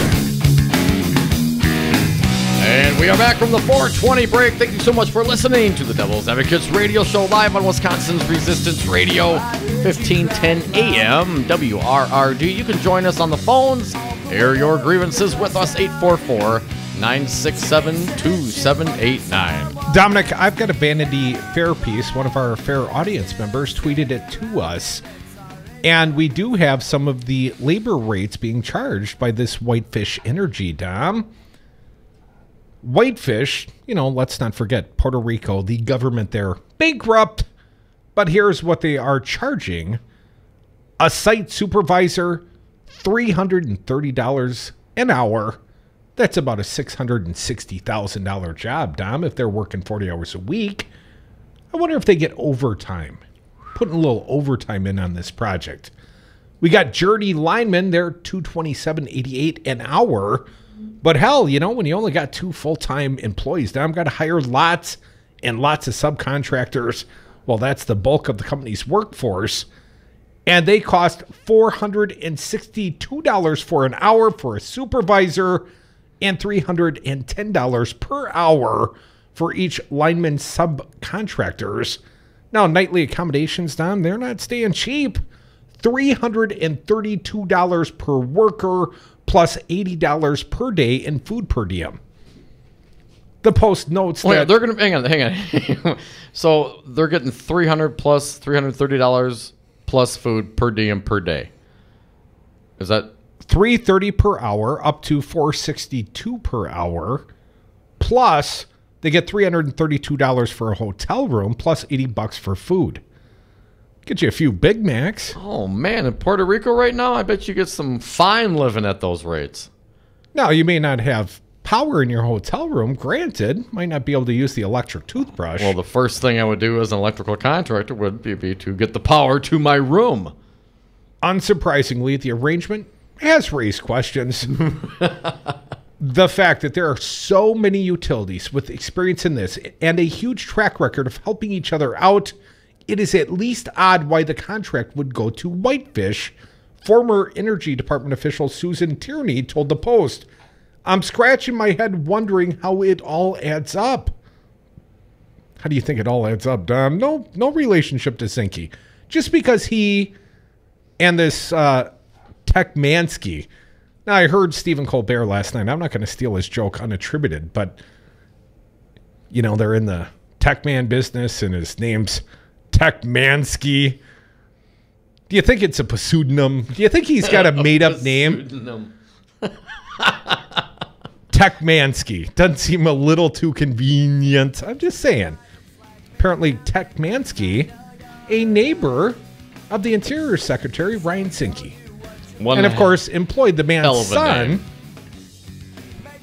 Come on, they got like 3 pages to their website. whitefishenergy.com. I think the People for People Corporation.org, one of our fine sponsors, well, hell, they're a 501c3 dark money front group, and they got more than 3 pages to the website, right? Perhaps not. Currently, Whitefish Energy, we have plans to hire journeymen, linemen, operators, and groundmen through IBEW Local 222. So there you go. If you're looking to get some job, some electrician job here for Whitefish Energy, they might be able to put you to work and pay you, union scale, and then what? Charge $300-400 an hour. That's a hell on top of union scale. That's a hell of a spread. Well, you can't audit their contracts. You can't review their books, and hell, you can't even hold them accountable to a time frame. Seems like some sort of a sweet crony Republican deal, but I'm sure it is purely coincidence. Yes, of course. Per Huckabee Sanders. More Devil's Advocates. We'll be back. Friday grievances, they're aired here. 844-967-27989. My bad. I got a lot of problems with you people. Now, you're going to hear about it.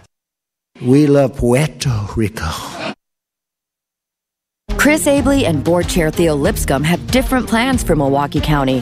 For the past 6 years, Chris Abley has balanced Milwaukee County's budget, reduced debt, and protected vital services without raising property taxes. Abley's fiscally responsible budget proposal this year continues the progress we've made toward a more sustainable future for Milwaukee County. Abley is putting people back to work, but Theo's cuts would end job training programs. Abley's budget maintained, but Theo Lipscomb has a different plan. Theo isn't willing to make the hard choices and is demanding devastating service cuts to our roads and keeps public transit affordable. But Theo's cuts would slash bus routes and delay road repairs. Abley is fighting to keep our parks and senior centers open, but Theo's cuts could shut them down. And while Abley's budget tackles the opioid epidemic, Theo's cuts would hurt public health and make our communities less safe. Call your county supervisor. Tell them to support Chris Abley's budget for Milwaukee County. Paid for by Chris Abley for County Executive.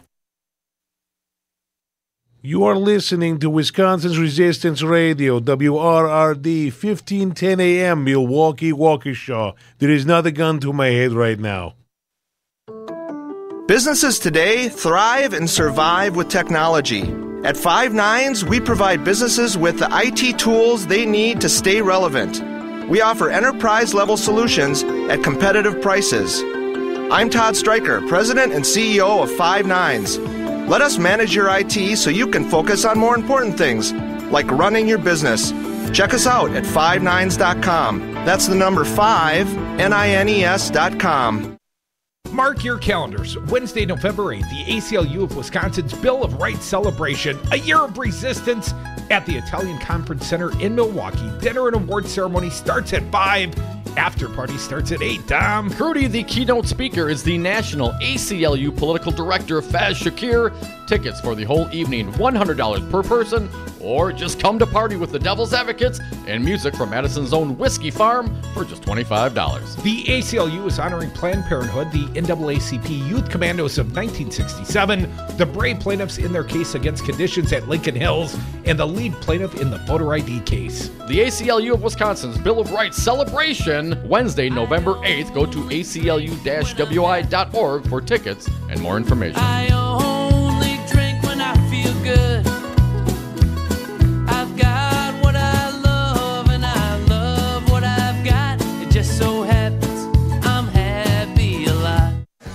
If you're a single man under the age of 35, you'd probably like to know what the ladies are looking for on an online dating site. A guy who had a few drinks and later got pulled over for buzzed driving.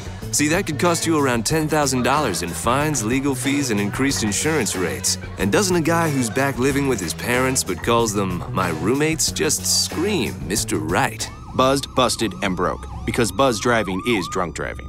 A message from the National Highway Traffic Safety Administration and the Ad Council. Good afternoon. It is 4:32 for 1510 a.m. WRRD, Wisconsin's Resistance Radio. My name is Brian Kelly. Mayor Barrett is questioning why Republican communities are allowed to have local sales taxes, but Milwaukee is not. The mayor is proposing a half-cent local tax increase to offset potential cuts to local services like fire and police. Walker spokesperson Tom Evison said, since the mayor once served as a state lawmaker, he surely knows the legislature must approve a change to state law to allow him to do what he is requesting. In response, Barrett said this, there's something wrong when you've got Governor Walker, who's already approved sales tax increases for Republican communities, and the Republican legislature that's already approved sales tax referendums for Republican communities, not to allow us to have a sales tax referendum here. Tonight, cloudy, lows in the mid-30s. Tomorrow, highs in the mid-40s. Currently, 41 degrees in Milwaukee and 40 in Waukesha for 1510 a.m. I'm Brian Kelly.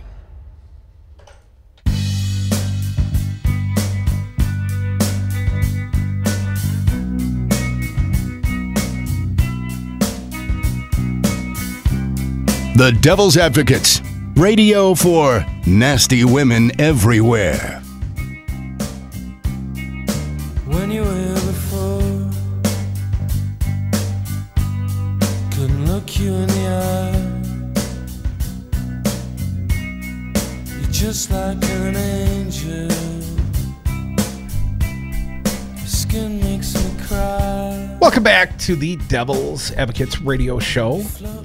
Dom, pretty soon we're going to turn topically to Little Friday Grab Ass. Oh, God. That's similar to a grab bag, but includes grabbing asses. But before we do, let's get to our fine audience. Got a few friends waiting online. 844-967-2789. Let's welcome Betsy. Betsy, how you doing today? Hey, good. Happy Friday. Happy Friday, Halloween. Betsy. Yeah. It's coming. Yeah, I love Halloween, man. It's fun. We're having that big Freak Fest on Saturday night. But Betsy, let me ask you, is the reason you like the Halloween because you can be the freak and dress up in a freaky fashion? Indeed, yes. The inner self can kind of come out a little bit. Yeah. It's amazing what happens when you put on a mask, huh, Betsy? It is. Betsy, are you going out as some sexy variant of something? No, I never dress very sexy. I think I dress kind of fun and funny. I like to be a witch every Halloween.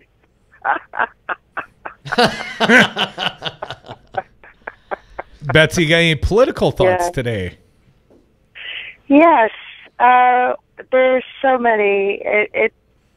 It's really hard to... I mean, they're going full force. If you're a Republican, life is good. You know, Wall Street's doing good. Everybody's getting what they want. Isn't it amazing? I think this is the... Betsy, for the Republicans, I think this is the quiet before the storm. I hope so. I think all hell's going to break loose for that party pretty quickly. I mean, the Jeff Flake, the Bob Corker, there can be some scared Republicans hiding behind their racist president. But ultimately, this will come home to roost. These chickens will come home. And I think they'll come home between now and Election Day. I mean, hell, Tom Steyer, as we're sitting here in studio right now, there is a commercial on the national syndicated, well, CNN, impeach Trump now. Tom Steyer, billionaire, putting his own money to rally the troops.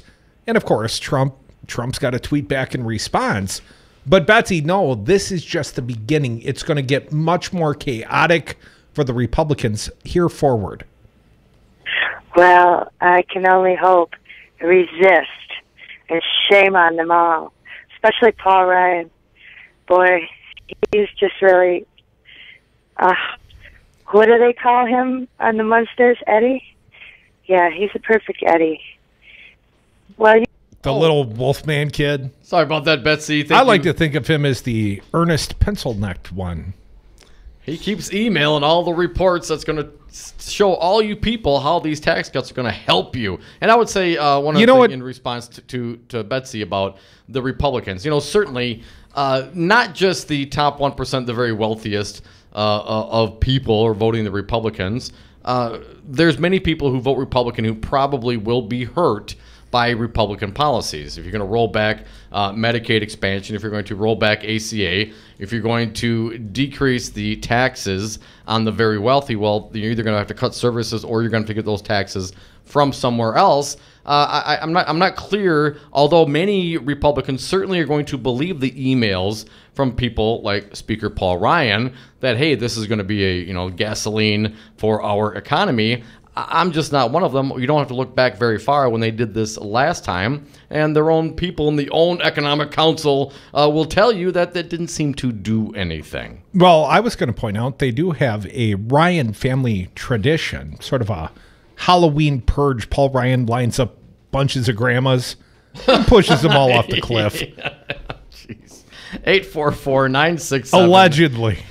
2789. So I've heard. Rhetorically, perhaps. Pushes them in front of the busloads of voters coming up from Illinois. Yeah. Chris from Sun Prairie, Wisconsin. Happy Friday, Chris. Thank you for calling. What are your thoughts today? Hey, pal. Hi. Well, I think that we have to get away from this Republican-Democrat stuff right away. We really do. We have so much being thrown at us right now. I think that we have to really organize around issues. And we really have to organize people on the ground. We have to be knocking people's doors. We have to be talking to people about issues and getting people to organize about issues, because I don't think that playing these games that the parties are playing is working for us. I think that we really need to change the game. And, for us as citizens, Chris, for us as the people? Yeah. For us as citizens. And I think that we really need to face the fact that they're not responsive to us. And we need to understand that cuts across both parties. I don't think that people are being served on either side. I think that really we're just being told what we want to hear in our own little circles, and then they're doing whatever they want at the top. And we need to change it somehow. And I think the only way to do that is to get together outside of parties and push both parties to do what we want them to do. Chris, they have nowhere to go. Let me ask you, you were a Democratic delegate at the DNC in Philadelphia. We saw you there. And you were there on behalf of Bernie Sanders, but there is new news out that the DNC may have funded the Russian dossier, the op research against Donald Trump. Now, the new guys, Keith Ellison and Tom Perez, say, that was before we got here. But Debbie Wasserman Schultz also denies that she had any part in authorizing these payments on behalf of the DNC. As someone who went there, as an electorate, as a voter of the delegation, Chris, any opinion on the DNC funding the op research, the PP tape, the Russian dossier on Donald Trump? I don't know if I'd be surprised. This is the way campaigns work from what I've seen. I think our system is very corrupted, and I think that it does hit both parties. I don't think that it's just one party or another. I think it's the very system itself. The fact that we have two parties that formed, the Commission on Presidential Debates should alarm people. And, these are two parties that are supposed to be rivals, but they get together to decide what questions we can ask them when we're deciding who our president might be. So I really think that we have a system that is terribly broken, and we need to get together, and we need to get together behind issues so that we all understand what we want instead of having people tell us what we want, because I really think that that's a problem, because there's a lot of lies being thrown around. If we work at it from the ground level up, people will be aware of more of the issues and aware of, the granularity in the issues, because, just hearing people speak from above, it's not working for us. And, honestly, we're having local control taken away. In Milwaukee, they can't raise a local tax because the governor says so. Yeah. But other localities can. Now this is a problem in democracy. So I'm really concerned, and I really think that the only way to do it is that we have to form trusted relationships with people on the ground in our communities and from community to community, because, you know, there is no other way I think that we're going to be able to beat it. When somebody comes to knock on our door, we already should know what's going on. Chris, we shouldn't be able to be swayed. The DNC, and you inform yourself very well, we know you do, but the DNC has seen a tremendous drop-off in their fundraising, yet paradoxically, the support, at least on the generic ballot, Chris, Democrats are up 15 points. 15 points right now, generic Dem against generic Republican. Chris, do you think that it's not so much support of the Democratic Party? I think that perhaps what we espouse as democratic principles might be reflective of the passion of the grassroots. But the party itself is being left out of this process in some way, shape, or form. Republicans, they're getting theirs on the party end, but the Democrats are not. The DNC is falling behind despite the apparent support for Democrats on this generic ballot. Chris, help me understand. Well, I personally don't think that we should be looking at the funds. I mean, I understand there's advertising and everything, but I don't think we're going to beat, you know, money with money. I just don't think we're going to. Like I said, I think it's a grassroots effort. I think it's knocking on doors, talking to your neighbors, organizing locally, and then rolling those organizations all the way up to the state so that we have networks. We know who we can trust. We know what is actually being done, not the stuff we're being told. And then maybe that will inoculate us from the onslaught of advertising that we're going to see coming at us, because there's going to be a lot of it. But I think people are wising up. I think people are really sick of it. After you get a couple hundred flyers in the front door, you know, you start to know something's wrong. Well, Chris, I would encourage you not to discourage the power of radio advertising for the political campaign. I hear that 93% of Americans listen to the radio each week. That's more than the internet, Facebook, Google. Chris, of course, we would like a little bit of persuasive speech around here, at least the type, you know, that folds. Less so the type that jingles. I love the People for the People Corporation's ads. I really do. And I had planned on telling you that today. I can't believe I kind of went around there. I do believe in radio. I'm not saying I don't believe in the power of media, but the way that we're doing things is wrong. I mean, to pick the candidate that can raise the most money is wrong. I don't want the candidate that can raise the most money. I want the candidate that can fix our environmental regulations, that can bring the DNR back, that can turn back this terrible thing that's happening at the UW, where they're sucking in the UW extension and the 2-year colleges. I think this is a huge mistake.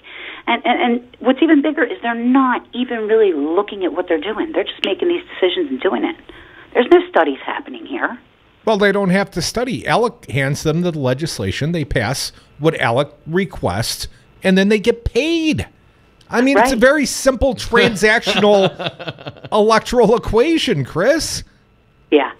And I do think that more people, particularly Democrats, should be advertising on your radio station, because you know, they have an audience here, and they should support you guys, and they should support the audience that's here that supports them.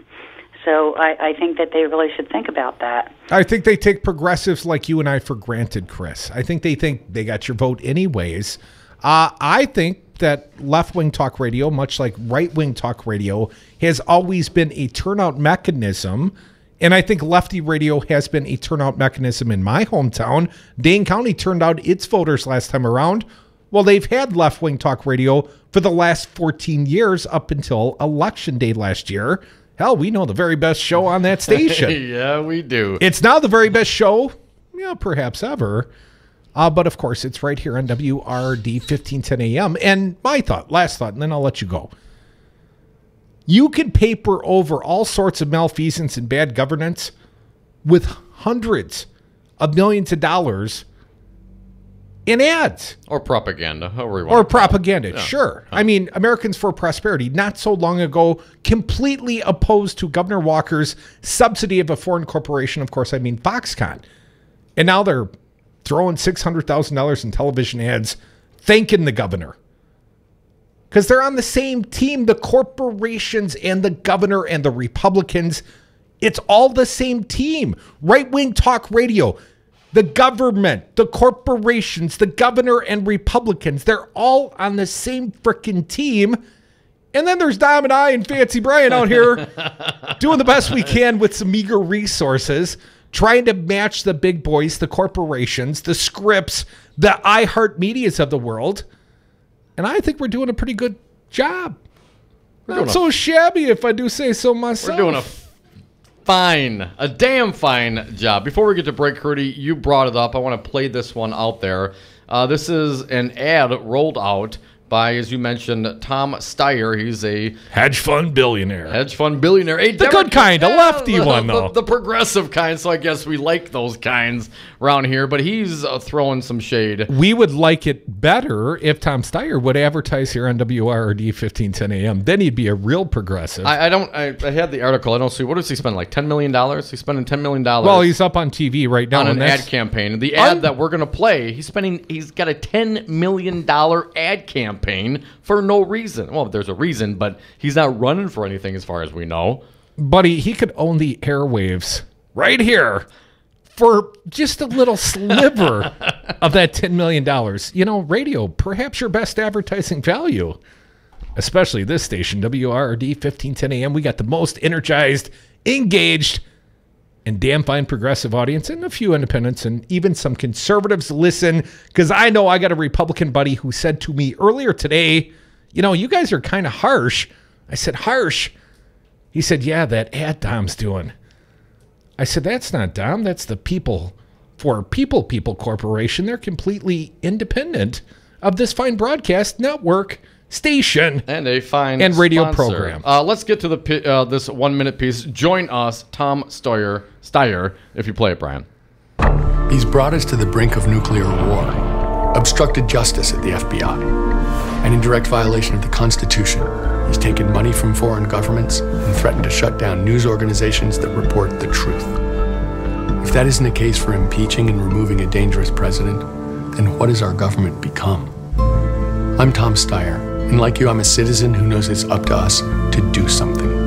It's why I'm funding this effort to raise our voices together and demand that elected officials take a stand on impeachment. A Republican Congress once impeached a president for far less.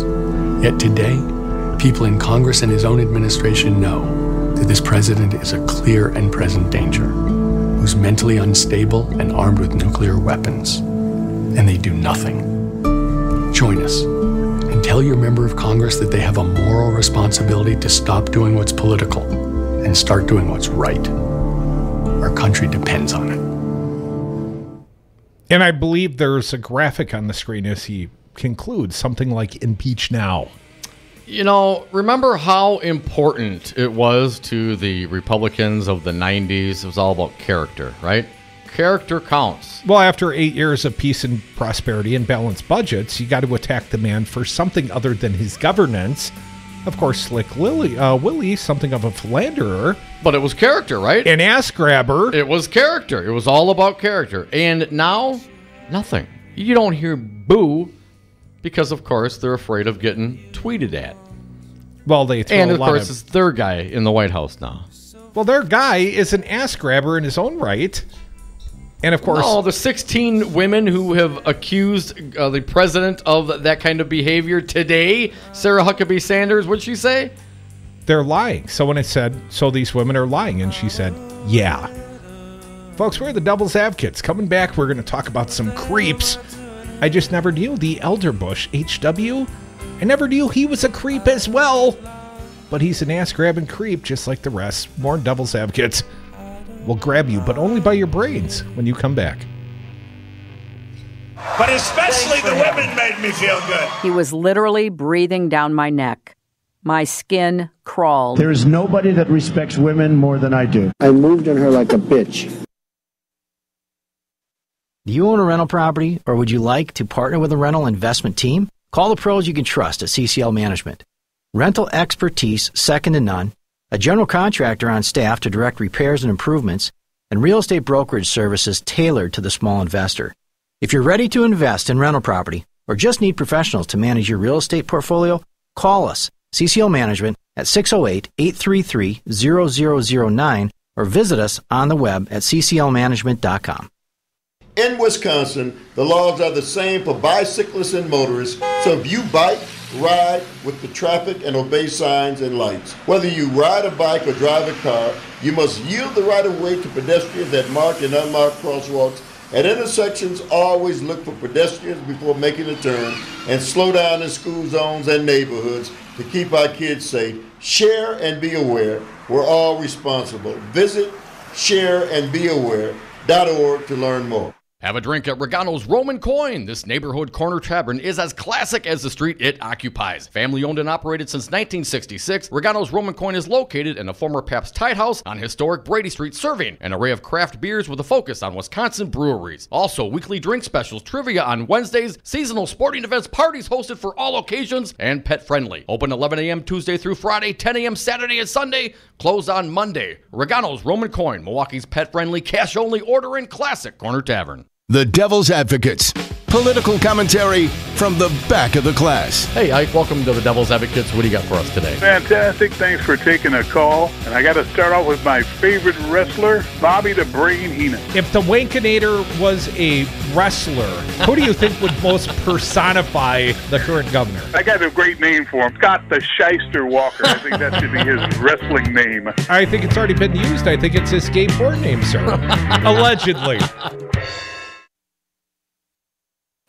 Scott Walker thinks Wisconsin should once again hire him as governor. You wouldn't hire me to be a neurosurgeon. This is a person who has not worked in the private sector since 1993. You wouldn't hire me to run condos. You wouldn't hire me to run HP. And has made his political career. You probably wouldn't hire me to run the United States Senate. By using divisive tactics to the benefit of his corporate donors. First step is we're going to deal with collective bargaining for all public employee unions.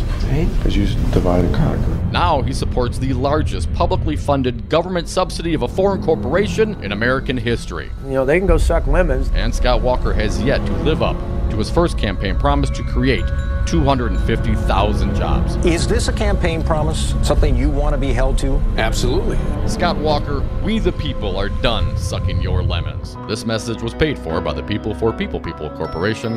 Donate online at p4ppc.org, p4ppc.org. Hi, this is Brad Saug, owner of Zero Res Madison Carpet Cleaning. Zero Res is the best new technology in carpet cleaning. We have a patented process using empowered water, a high-tech process in which we force the water to act like soap. It doesn't want to stay in that state. It's jacked up and it's angry and it wants to hit the dirt and then it neutralizes. When we're done, all that's left in your carpet is just light moisture. In the end, you get the cleanest, greenest, healthiest carpet cleaning available. Call us at 848-9000. Zero Res. Spell it backward or forward. It's the right way to clean. Pete's Fruit Market, a family-owned business serving Milwaukee for more than a generation, now has a brand new second location at the corner of North Avenue and Martin Luther King Drive in Milwaukee's Brunsville neighborhood. The new store is open from 8 a.m. to 8 p.m. 7 days a week and always features the freshest fruits and vegetables at the lowest prices. In addition to offering the best produce, Pete's Fruit Market is also a full-line grocery store featuring fresh meats and delicious deli items.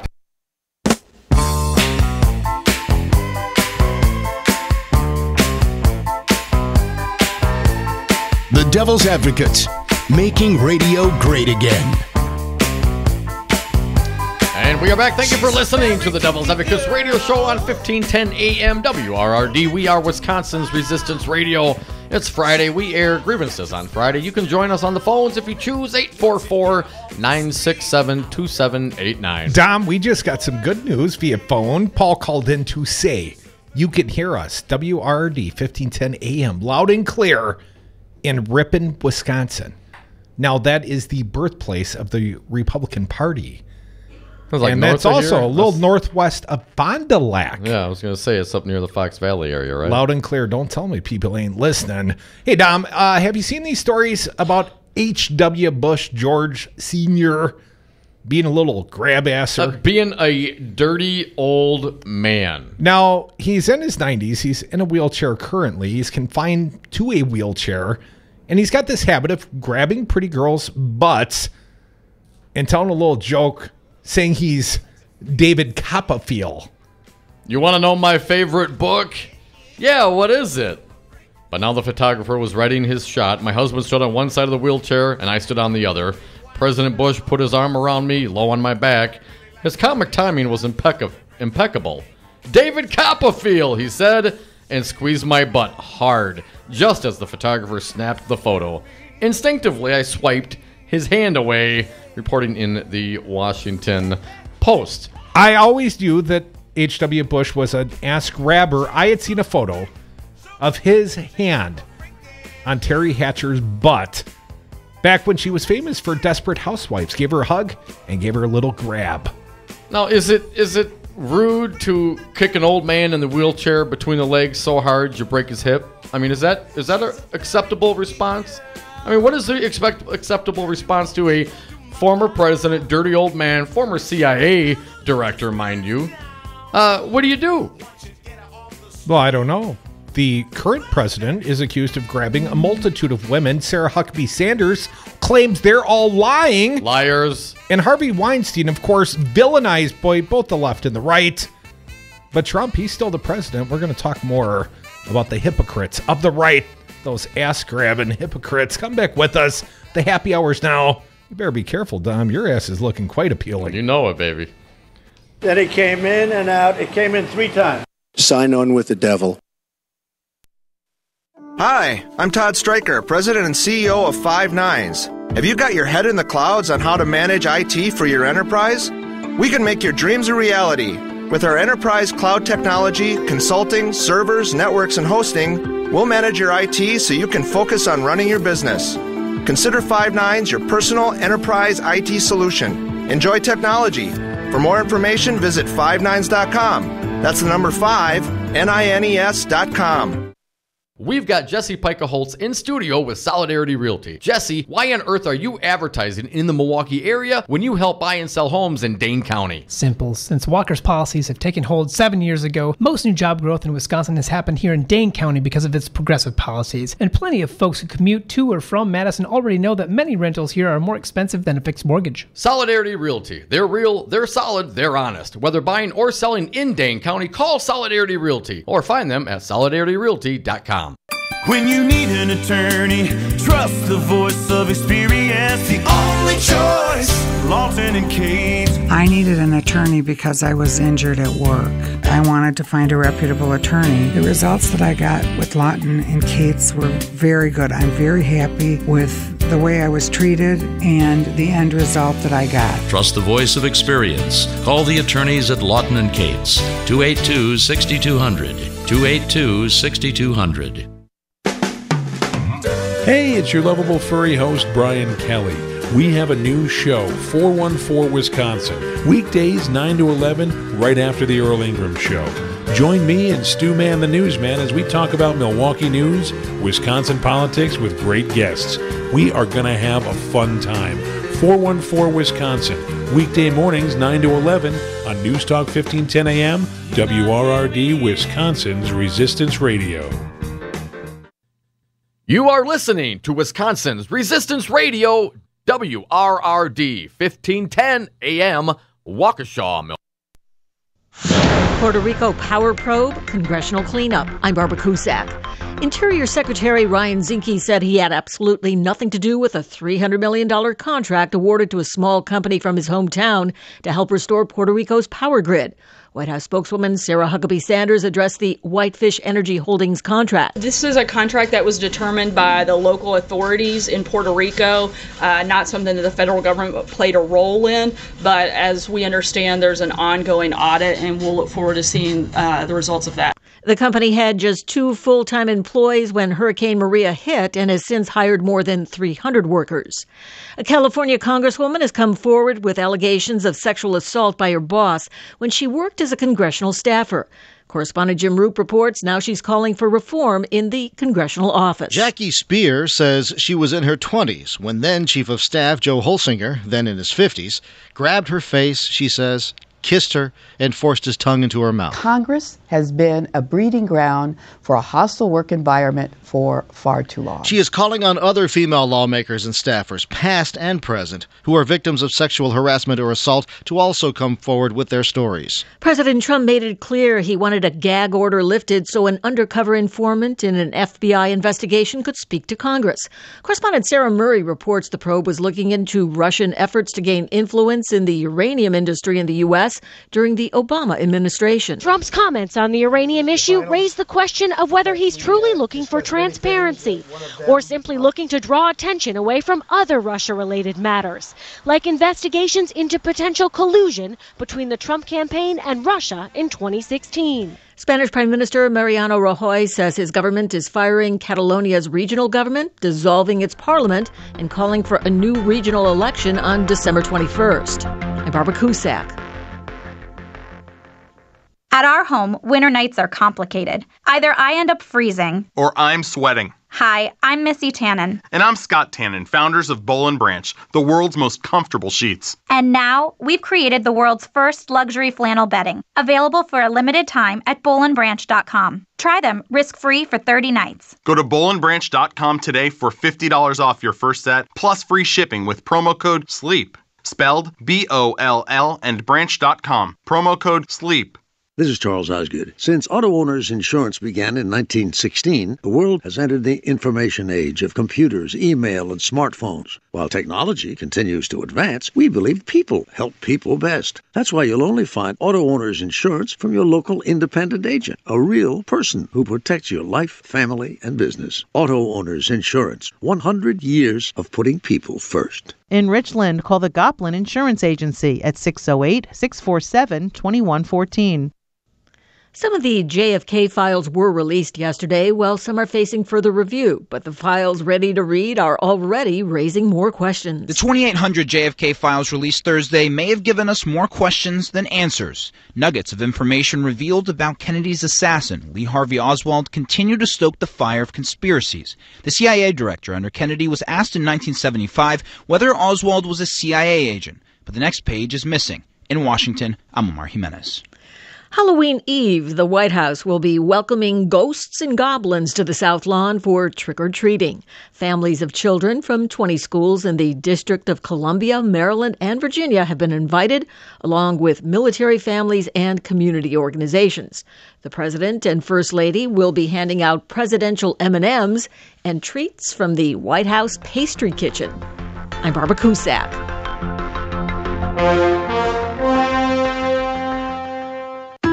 Hello, beautiful.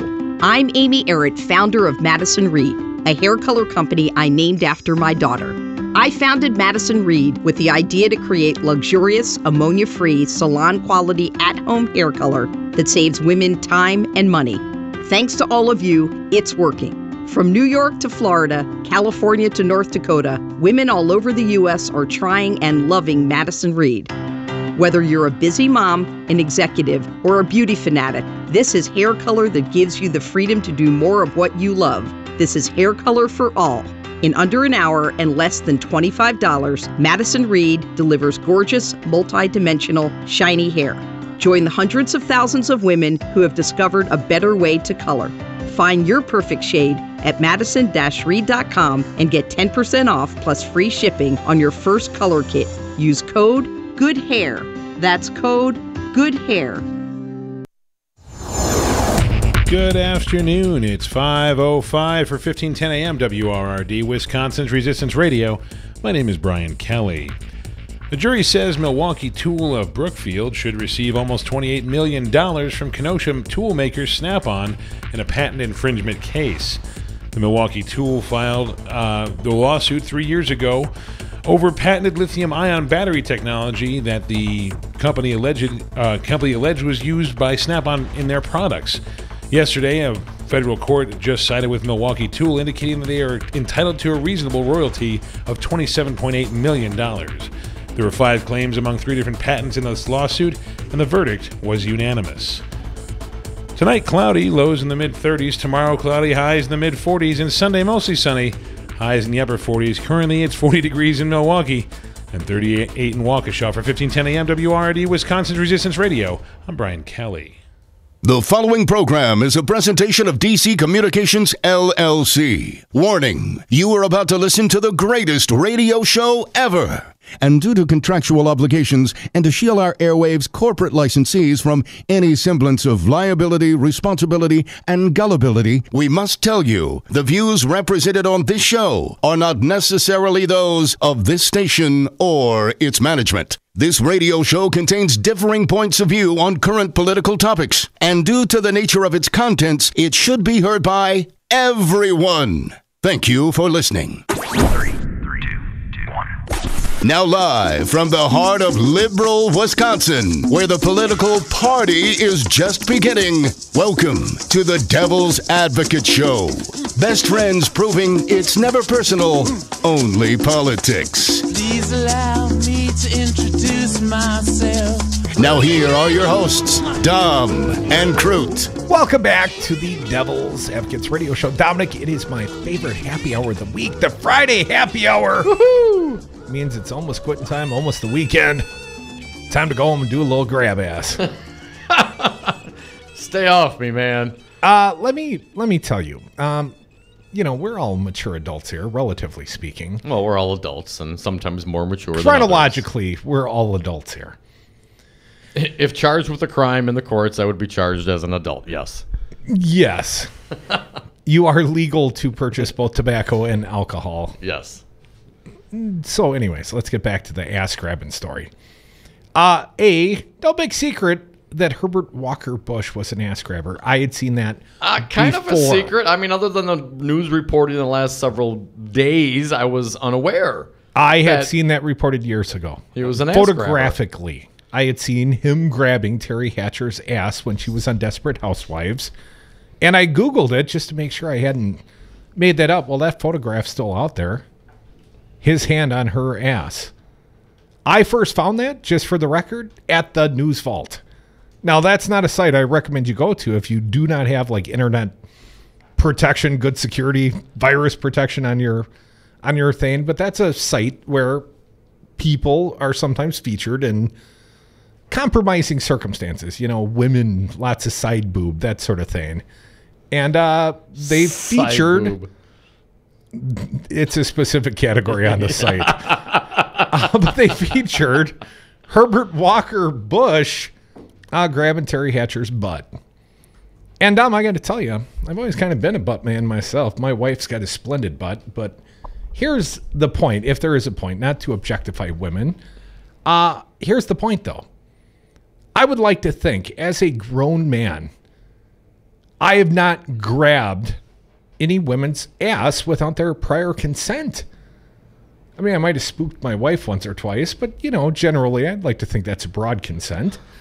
You are married. She was dumb enough to marry me. Right. For the record, there will be ass grabbing in our marriage. But, I did ask my office manager. I've got the little company in Middleton. I asked my office manager earlier today, have you ever been sexually harassed at the workplace?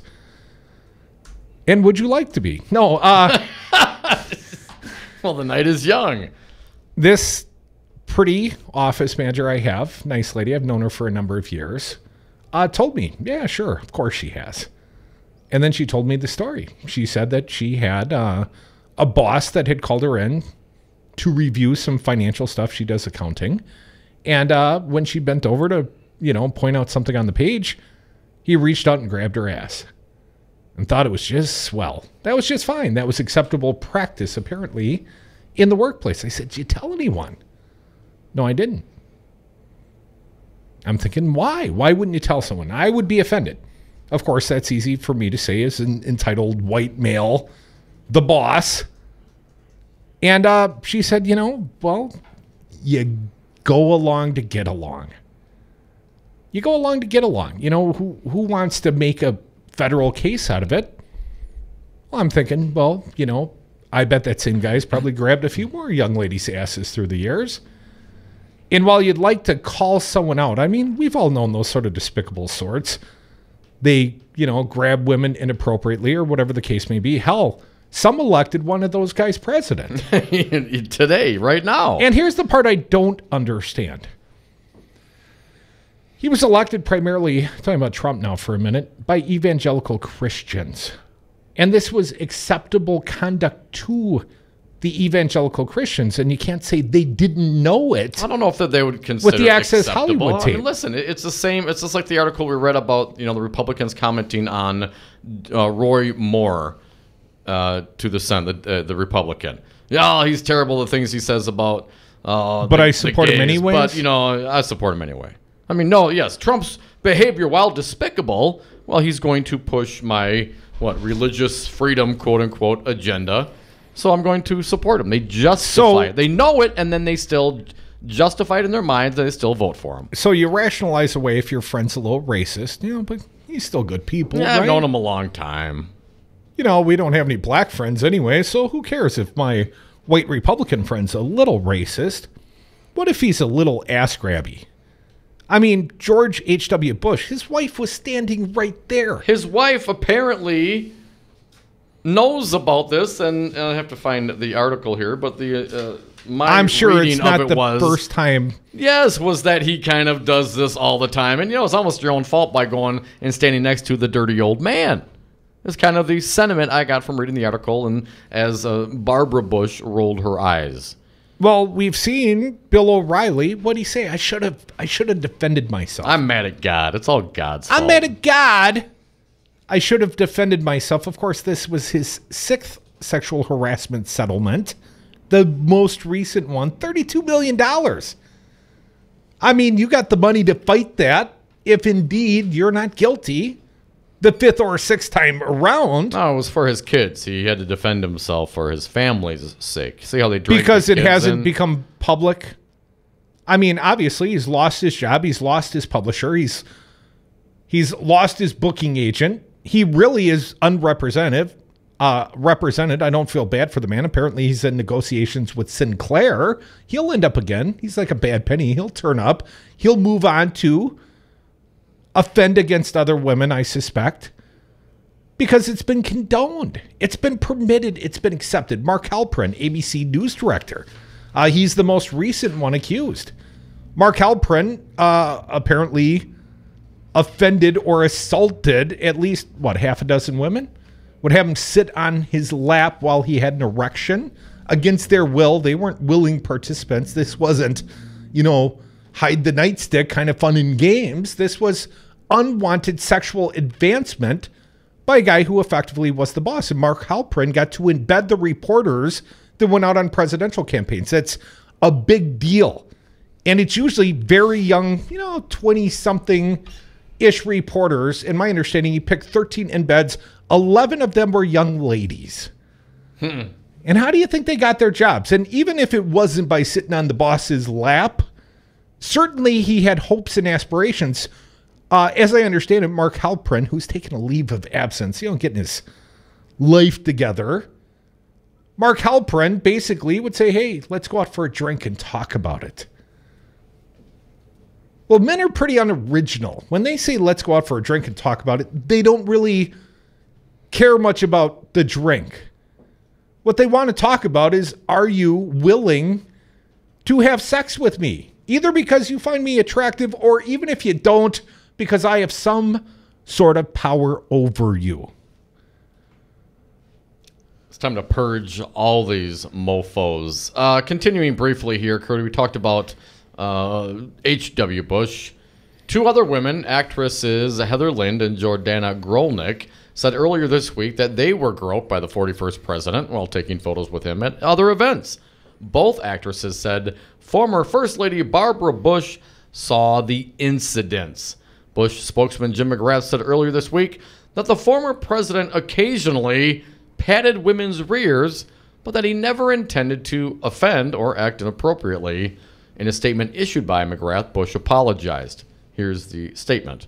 At age 93, President Bush has been confined to a wheelchair for roughly 5 years, so his arm falls on the lower waist of people with whom he takes pictures. To try to put people at ease, the president routinely tells the same joke, and on occasion, he has patted women's rears in what he intended to be a good-natured manner. Some have good-natured groping. Some have seen it as innocent. Others clearly view it as inappropriate. To anyone he has offended, President Bush apologizes most sincerely. But this conduct is permissible amongst, old white Republican men? I mean, I'm not saying Harvey Weinstein's any sort of saint. Certainly, there were media, somebody covered up for Harvey Weinstein for a number of years. Well, this does not happen in a vacuum. He's a progressive donor, yeah, but right? since it has come to light, Harvey Weinstein's lost his job, lost his wife, been castigated, been villainized. I mean, there's a whole movement, #MeToo, that sprung up because of Harvey Weinstein. But the Bill O'Reillys, they retain jobs. They continue to negotiate new contracts. The Mark Halprints, I'm not characterizing him as a Republican. He's certainly a powerful media sort, though. I mean, you got HW grabbing butts. And, of course, you got the President of the United States, who has at least 16 accusers. I mean, one or two, maybe you can dismiss it and say some woman is just trying to make her name on me. But when there are 16 women willing to put themselves out there for the wrath of the Trump supporters, and they stand by their claims that Donald Trump aggressively, in many cases, sexually assaulted them, and he's been on a video, a confessional video on an Access Hollywood bus with Billy Bush. You know, acorn doesn't fall far from that tree.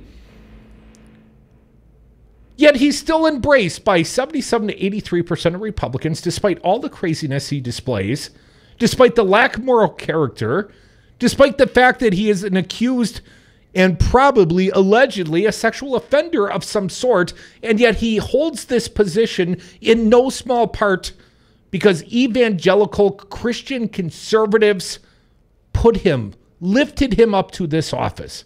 They wanted Neil Perhaps Gorsuch. the least Christian president we've ever had in the history of this country. You know, normally I'd be all about that. You know, I'm not a big fan of the Christian. The ass grabbing or the Christian? Thing, but this guy is quite unbelievable. And again, for Hera Huckabee Sanders to come out today and essentially say they're lying. Every one of those women are lying. They're all liars. The accusers, they're liars. They have no truthfulness to their words. They are baseless accusations.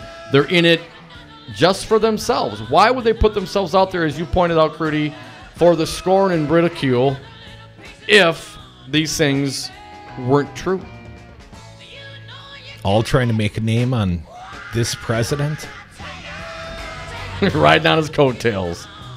Folks, we are the Devil's Advocates radio show. It's Friday afternoon. We air grievances here. Phone lines are open, 844-967-2789. And perhaps we'll even talk about the Trump dossier. And Wisconsin's own Duffman, the Congressman Duffy, says apparently the Trumpsters misinformed when he says that a Republican might have solicited this fine piece of salacious detail. Come back, more Devil's Advocates after this short break. Look at that side boob. And when you're a star, they let you do it. You can do anything. Check out this side boob. I didn't hear a word she said. I was looking at the James Brown wig. How about that side boob? That turn you on? Well, it shouldn't, because that's my side boob. Very powerful.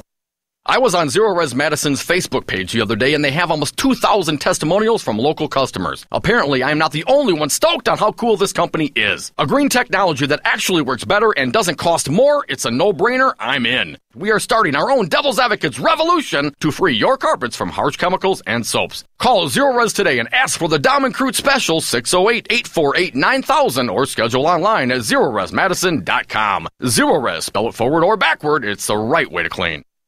In Wisconsin, the laws are the same for bicyclists and motorists, so if you bike, ride with the traffic and obey signs and lights. Whether you ride a bike or drive a car, you must yield the right-of-way to pedestrians at marked and unmarked crosswalks. At intersections, always look for pedestrians before making a turn and slow down in school zones and neighborhoods to keep our kids safe. Share and be aware. We're all responsible. Visit shareandbeaware.org to learn more. Pete's Fruit Market, a family-owned business serving Milwaukee for more than a generation, now has a brand new second location at the corner of North Avenue and Martin Luther King Drive in Milwaukee's Brunsville neighborhood. The new store is open from 8 a.m. to 8 p.m. 7 days a week and always features the freshest fruits and vegetables at the lowest prices. In addition to offering the best produce, Pete's Fruit Market is also a full-line grocery store featuring fresh meats and delicious deli items. Pete's Fruit Market, Milwaukee's best produce. Mark your calendars. Wednesday, November 8th, the ACLU of Wisconsin's Bill of Rights celebration, a year of resistance at the Italian Conference Center in Milwaukee. Dinner and award ceremony starts at 5. After party starts at 8. Dom. Crudy, the keynote speaker, is the National ACLU Political Director, Faz Shakir. Tickets for the whole evening, $100 per person, or just come to party with the Devil's Advocates and music from Madison's own Whiskey Farm for just $25. The ACLU is honoring Planned Parenthood, the NAACP Youth Commandos of 1967, the Bray plaintiffs in their case against conditions at Lincoln Hills, and the lead plaintiff in the voter ID case. The ACLU of Wisconsin's Bill of Rights celebration, Wednesday, November 8th. Go to aclu-wi.org for tickets and more information. I only drink when I feel good.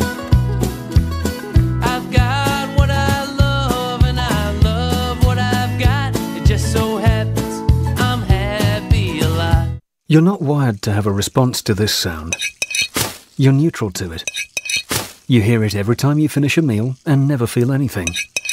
But if we were able to associate this sound with a new stimulus, save the food, we've achieved pulling a natural response from you. Save the food. Why are we doing this, you may ask? Save the food. Because this ad is trying to change your after-meal behavior through brainwashing. Because food waste costs the average family $1,500 a year. Save the food. Cha-ching. And $1,500 extra bucks is like getting a pay raise. Save the food. Cha-ching. You're promoted. Which could pay for your child's braces. Save the food. Cha-ching. You're promoted. Check out my braces. So when you hear this sound, rethink your behavior. Cook it, store it, share it. Just don't waste it. For tips and recipes, visit SaveTheFood.com. Brought to you by NRDC and the Ad Council.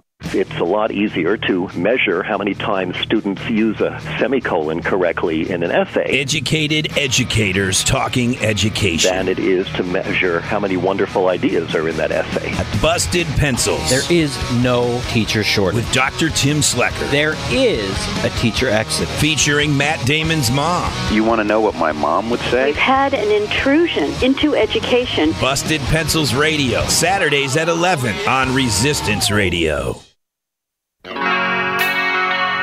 I would have gotten away with it too if it wasn't for those meddling Devil's Advocates.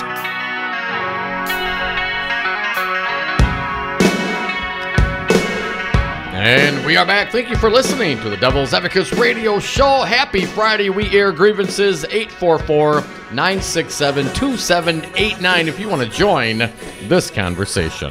Dom, I wanted to point out one last grab-ass story. I want to bring it home, make it local. The Assembly Majority Leader, until not so long ago, Bill Kramer, Republican, had a history of getting drunk and assaulting women. In fact, he had done so specifically to a staffer of Ron Johnson's, I believe, outside a golf outing. And it wasn't until Assembly Majority Leader Bill Kramer went out to D.C., got too drunk, assaulted a lobbyist and some other woman. 2 separate incidences while in D.C. or on the plane back from. Busy man. And then Ron Johnson's staffer came out and swore out a formal complaint, because he had promised not to do it again. This had been kept in the dark. If you do it again, then I'm going to forward. If you assault another woman like you assaulted me, and of course he did, because these men, once they get power, they continue to do it. And so anyways, I would just point out, local history is pretty reflective of national history. It's not like Republicans. It's not like men in power. I don't mean to exclude Democrats. Sure, there are lecherous ass-grabbing Dems as well. I point towards Slick Willie Bill Clinton. But I would say ultimately Republicans are just fine with that. They're just fine with the assault of women. I mean, there's a number of ways in which Republicans, through their policies, assault women's right to control their own reproductive health, control abortion rights. Republicans just think the women want it, should take it, and then bear the children. That's just my thoughts. I think it's a broad brush. I think certainly there's some hypocrisy on the Republican side, but certainly on the a guy like Weinstein. If you're going to say you're a progressive and you believe in women's rights and all these things and the money he's doled out for those things, well, he's just as much of a hypocrite as someone who says that they should be of outstanding moral character and act like Christ, and they're grabbing women's asses too. I mean, I'm not defending Harvey Weinstein, and he did worse than grab women's asses. Right. He's been accused of rape. Right. But my point is, these same Republicans will pass abortion bans that do not have exemptions even for the victims of rape. They want the victim of rape to bear the rapist's child. That's how Republicans view this issue in many cases. Let's get to the phones. Want to get that one on the record. We run out of time. Pizza Box Mike, you are up. Happy Friday, my friend. What do you got for us? Well, this president really needs to get a grope on himself. Nice. Hey, well, he's a golfer, too. And I guess on more than one occasion, you've heard some yelling, the president's balls deep in the woods. But I don't know if he's just a bad golfer or what. Stuck in the brush. Makes sense to me. Hey, Crudy, I agree with you, man. I don't understand why a guy like Tom Steyer doesn't give me and a few guys a couple bucks to go around cracking rotten eggs in Wisconsin in front of everybody. It wouldn't take much. We've seen enough, haven't we? We know enough. They know it. They don't even bother arresting guys like us anymore. Well, maybe Tom. Not for lack of trying, though, Mike. Hey, Mike, from your lips to God's ears, I still got to drive home tonight, buddy. What, are you worried somebody's going to watch you? Or? Oh, yeah. I worry a lot that Smokey's going to pull me over, especially when David A. Clark Jr. was Milwaukee County Sheriff, and I had to drive those highways back home every night. Yeah, he knows what time I got off the air. Yeah, I get a little concerned about the scrutiny of our friends in law enforcement. Even if I wasn't doing this radio show, Smokey in the rear view always made me a little nervous, Pizza Box. Get yourself one of them e-smokers, man. Nobody knows what those are. Not yet, anyway, unless they're listening. Now you just ruined it for everybody, Mike. Damn it! That's all right. If they pull you over, tell them to test it. Try it yourself, officer. You tell me what's in it. You're so smart. You know what? It's crazy. Let's have some more fun, guys, and let's keep fighting. Because I think it's all been decided, basically. But it feels good to stay relevant, doesn't it, Mike? Well, I tell you what, buddy. I'm not bending over and taking it for this Republican Party without a spitter on the hander. I'm done. I'm fighting back. You know what I mean, Dom. I know what you mean, Curdy. More Devil's Advocates right here on Wisconsin's Resistance Radio, 844-967-2789. You got a scrumptious ass, man. I'm grabbing it now. See?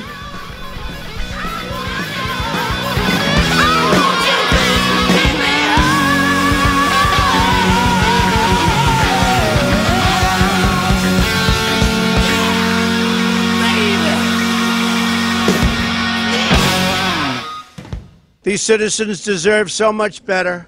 American women deserve better, and American women are here to fight back. I am here from the future. The bridge is out because you didn't fund the roads. Listen to 1510 AM WRRD, Milwaukee, Waukesha. Listen to them if you want to live. Scott Walker thinks Wisconsin should once again hire him as governor. You wouldn't hire me to be a neurosurgeon. This is a person who has not worked in the private sector since 1993. You wouldn't hire me to run condos. You wouldn't hire me to run HP. And has made his political career. You probably wouldn't hire me to run the United States Senate. By using divisive tactics to the benefit of his corporate donors. First step is we're going to deal with collective bargaining for all public employee unions. Because you divide and conquer. Now he supports the largest publicly funded government subsidy of a foreign corporation in American history. You know, they can go suck lemons. And Scott Walker has yet to live up to his first campaign promise to create 250,000 jobs. Is this a campaign promise, something you want to be held to? Absolutely. Scott Walker, we the people are done sucking your lemons. This message was paid for by the People for People Corporation. Donate online at p4ppc.org, p4ppc.org. Do you own a rental property, or would you like to partner with a rental investment team? Call the pros you can trust at CCL Management. Rental expertise second to none, a general contractor on staff to direct repairs and improvements, and real estate brokerage services tailored to the small investor. If you're ready to invest in rental property or just need professionals to manage your real estate portfolio, call us, CCL Management, at 608-833-0009 or visit us on the web at cclmanagement.com. Have a drink at Regano's Roman Coin. This neighborhood corner tavern is as classic as the street it occupies. Family owned and operated since 1966, Regano's Roman Coin is located in a former Pabst Tide House on historic Brady Street, serving an array of craft beers with a focus on Wisconsin breweries. Also, weekly drink specials, trivia on Wednesdays, seasonal sporting events, parties hosted for all occasions, and pet friendly. Open 11 a.m. Tuesday through Friday, 10 a.m. Saturday and Sunday, closed on Monday. Regano's Roman Coin, Milwaukee's pet friendly, cash only ordering classic corner tavern. Hi, I'm Crudy. I'm here with Bill Carroll, president of Teamsters Local 344. Bill, why are you union? Teamster strong. Well, Crudy, our strength comes from our membership. The Teamsters are North America's strongest labor union with 1.4 million members. Bill, what does the Teamsters do for the next generation? The same thing that the Teamsters have done for the last 100 years. Assisting groups of workers in negotiating improvements in their wages, hours, and working conditions. Where do people go if they want to know more about the Teamsters, more about joining the union? There's 3 easy options. They can call Local 344 at 414-258-4545. They can contact us through our website. That's local344.org. Local, the number is 344.org. Or they can contact us through the Local 344 Facebook page. Be union strong. Join Teamsters 344. Be like Crudy. Be like News Talk 1510 AM. Stand with the unions. Join the Teamsters. Local344.org. Good afternoon. It is 5:33 for 1510 AM WRRD, Wisconsin's Resistance Radio. My name is Brian Kelly. Latin jazz legend Eddie Palmieri is coming to Milwaukee for a benefit concert for the people of Puerto Rico and Mexico tomorrow night. Palmieri is now 80 years old and has been among the most popular Latin jazz and salsa musicians and band leaders for over 40 years. The show will take place at the Potawatomi Casino, and all proceeds will go to the American Red Cross relief efforts for Puerto Rico and Mexico. Palmieri, whose parents immigrated from Puerto Rico to New York City in the 1920s, is the recipient of 10 Grammy Awards. Bucks lost to the Celtics last night, 96-89, in the return to the Mecca game. Tonight, cloudy lows in the mid-30s. Tomorrow, cloudy highs in the mid-40s. And Sunday, mostly sunny, highs in the upper 40s. Currently, it is 41 degrees in Milwaukee and 38 in Waukesha. For 1510 AM, my name is Brian Kelly. The Devil's Advocates. Rock and roll political commentary in a top 40 world. Welcome back to the Devil's Advocates radio show, taking you home on a Friday afternoon. It's the happy hour. We air grievances on Fridays. Yours still welcome here. 844-967-2789. But it's Friday afternoon, Dom. Means it's about time for the Wankinator to do a news dump. And this newest story should be troubling to anyone that cares about, let's just say, water or the environment here in the state of Wisconsin. Nah, we got plenty of that. Stephen Elbow at the Madison.com reports, after a proposal to study moving more regulatory authority of large farms from the Department of Natural Resources to the Agriculture Department was removed from his budget, Wisconsin Governor Scott Walker is again proposing to make the change. Walker included the proposal in his rural agenda, which he released Thursday at the Gubernator's Northern Economic Community Development Summit. In the list of bulleted items that address issues that include education, broadband access, and rural health care, a press release from Walker's office stated, and I quote, Dom, "We will work with the legislature and the EPA," think Scott Pruitt, think Donald Trump, "to transfer regulatory authority over large farms," think CAFOs, "from the DNR to the DATCP to encourage the best use of technical expertise and create program efficiencies. Yeah, right. The regulation of an escalating number of concentrated animal feeding operations, also known as CAFOs, is delegated to the state by the U.S. Environmental Protection Agency, which would have to approve the change. You think, Scott Pruitt, you think the Trump administration will see fit to condone this move by the Walker administration? Whatever you want, Scotty, because Scott asked for it.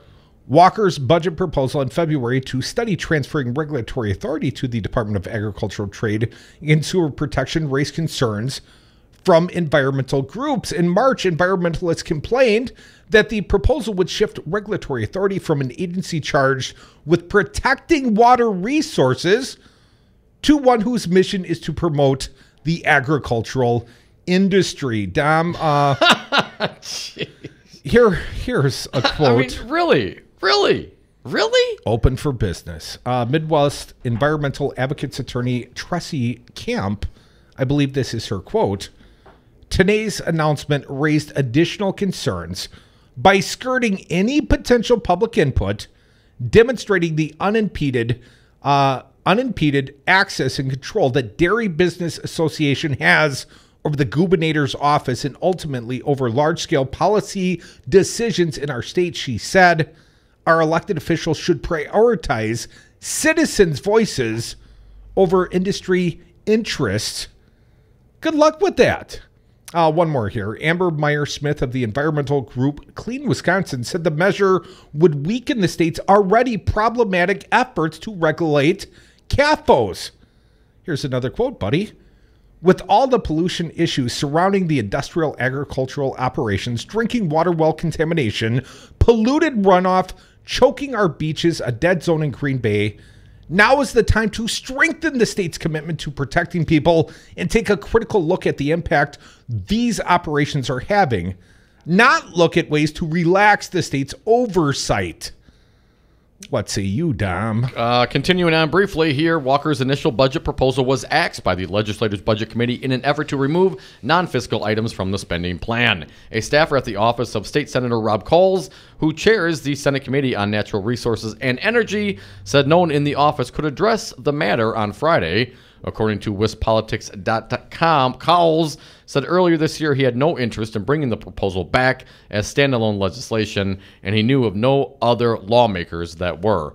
Walker spokesman Tom Evenson didn't return a message asked whom the legislature Walker was working with to advance the proposal.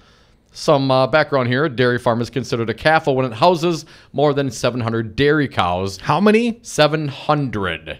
That's a lot of steak, man. Numbering only about 50 in the state in 2000, the number of dairy CAFOs increased to more than 250 by 2013, and the number of cows housed in such operations is increasing. The millions of pounds of manure produced by the large dairy operations pose risks of contaminated groundwater and foul lake and streams. The State Legislative Audit Bureau found several problems with the state's CAFO regulation process last year, including 17 farms that weren't inspected until they were issued permits, declining enforcement actions, and backlog permits. The Bureau also found that the DNR issues only 33 notices of violation to farm when 559 violations merited such notices. What a hell of a time to put that over to the industry itself. Whether or not the governor's proposal would address these shortcomings is unclear, Camp said, because he provided no information aside from voicing his intent to make the change. We don't know if this change is happening for the sake of making a change or creating a distraction, or if it's going to result in a better program or a worse program. She said, I'll wager a worse program. I will not take that action. So that's your government at work, Tom? That's your governor at work, Tom. Hard at work on behalf of dairy interest. I mean, it's not good enough that they effectively paid no taxes in the state of Wisconsin, much like the manufacturing interest. Agricultural interests pay a 0.4% effective tax rate. That's not a sweet enough deal. Now, you got to roll back all the regulation of the industry because, you know, who doesn't want 700 head of cattle or more in their backyard with unregulated wells? That's It's a big operation. I don't know if I ever told you, Crudy, but when I was a young man growing up out in the country, I used to work on my neighbor's farm. And they had just over 100, maybe 110, 120 milking cows. And, of course, there were heifers and calves along with that. So perhaps up to 200 animals in total. And it was a fairly large operation, especially to a kid like me coming down the hill to work on the farm. I think I still smell it on you. It's a very distinctive smell. It smells like work. But to have an operation of this size and this, a farm with 100 or so dairy cows, there was a manure pit in the back. And I remember this was a somewhat of an issue when they built it. What do you do with it? You take it out, you spread it out in the fields, or you let it collect into a big pit. I mean, there is an issue with how to handle all the waste. Now, you take 700 or more active dairy cows, plus presumably there are heifers and calves. Along with that, you got to keep restocking the supply and keeping the milk producing. These are huge environmental issues. What rip it out and you'd load it into the back of a trailer, essentially, and you'd drive it out to the fields and you'd spin it out. You just drive back and forth and just spit it all out into the environment. Manure spread it. Just spread it out all over the place. That's got to be the most environmentally thoughtful way of getting rid of what the governor is producing here in the state of Wisconsin. And it was a dirty, messy operation. One time we had a full load and we took a corner just a little too hard and tipped her. Sloshed. No, it sloshed out, and a big chunk, hundreds of gallons, I would say, splashed out and landed in the street. Do you say, I hope it rains tonight? Sorry? I mean, what do you do? Just scrape it up? Nope, just left it. Drive over it. It'll dry up eventually. And this was a family dairy farm, and certainly, and that farm is no longer there. Like many of the smaller family dairy farms, they are just, who wants to work on the farm as a family, work that hard. You have these big operations coming in, consolidating industry, like much of industries happen. It happens in many industries. And now we have a governor and a government that is going to not only cut their taxes to a lower amount than you and I would pay as an individual, but also allow the regulation of the industry to be provided by the industry. Foxconn should not be the only corporate interest getting all the advantages of no regulations here, Don. See, so now everybody wants it? Everyone will get it. I mean, once this precedent is set, you can kiss all the environment in the state of Wisconsin goodbye. Constitutionally protected water rights, they don't care about no constitutionally protected water rights. They don't care about high-capacity wells. I mean, the Attorney General has put forth a legal opinion that you may not consider the cumulative effects of a well. Don't throw no science at me, he says. And, of course, the governor would like to hand over the regulation of CAFOs to the dairy industry. What could possibly go wrong? I mean, billionaires are already running this state. He's just their vehicle. He's just their tool. He's certainly a tool. He's a tool. You got it, man. Folks, we are the Devil's Advocates. We're your tool of resistance right here at WRRD 1510 AM, Wisconsin's only resistance radio. Still time to voice your opinion here. 844-967-2789, the happy hour. It ain't over yet. Ruby's faded out, she disappears, it's time to say goodbye. Destination now, Ruby, Ruby, Ruby, Ruby, Soho. Destination now, Ruby, Ruby, Ruby, Ruby, Soho. Ruby, Ruby, Ruby, Ruby, Soho. You know, I'm an Eagle Scout. I don't like you because you're dangerous. That's right. Nice, man. I am dangerous. Are you with me? No! Hello, darkness, my old friend. I've come to talk with you again. Of Zero Res Madison Carpet Cleaning. Zero Res is the best new technology in carpet cleaning. We have a patented process using empowered water, a high-tech process in which we force the water to act like soap. it doesn't want to stay in that state. It's jacked up and it's angry and it wants to hit the dirt and then it neutralizes. When we're done, all that's left in your carpet is just light moisture. In the end, you get the cleanest, greenest, healthiest carpet cleaning available. Call us at 848-9000. Zerorez. Spell it backward or forward. It's the right way to clean. Hi, I'm Anton Capella. As Chief Technology Officer at Five Nines, I work hard to be a leader in my industry, and I know the challenges posed by changing technology.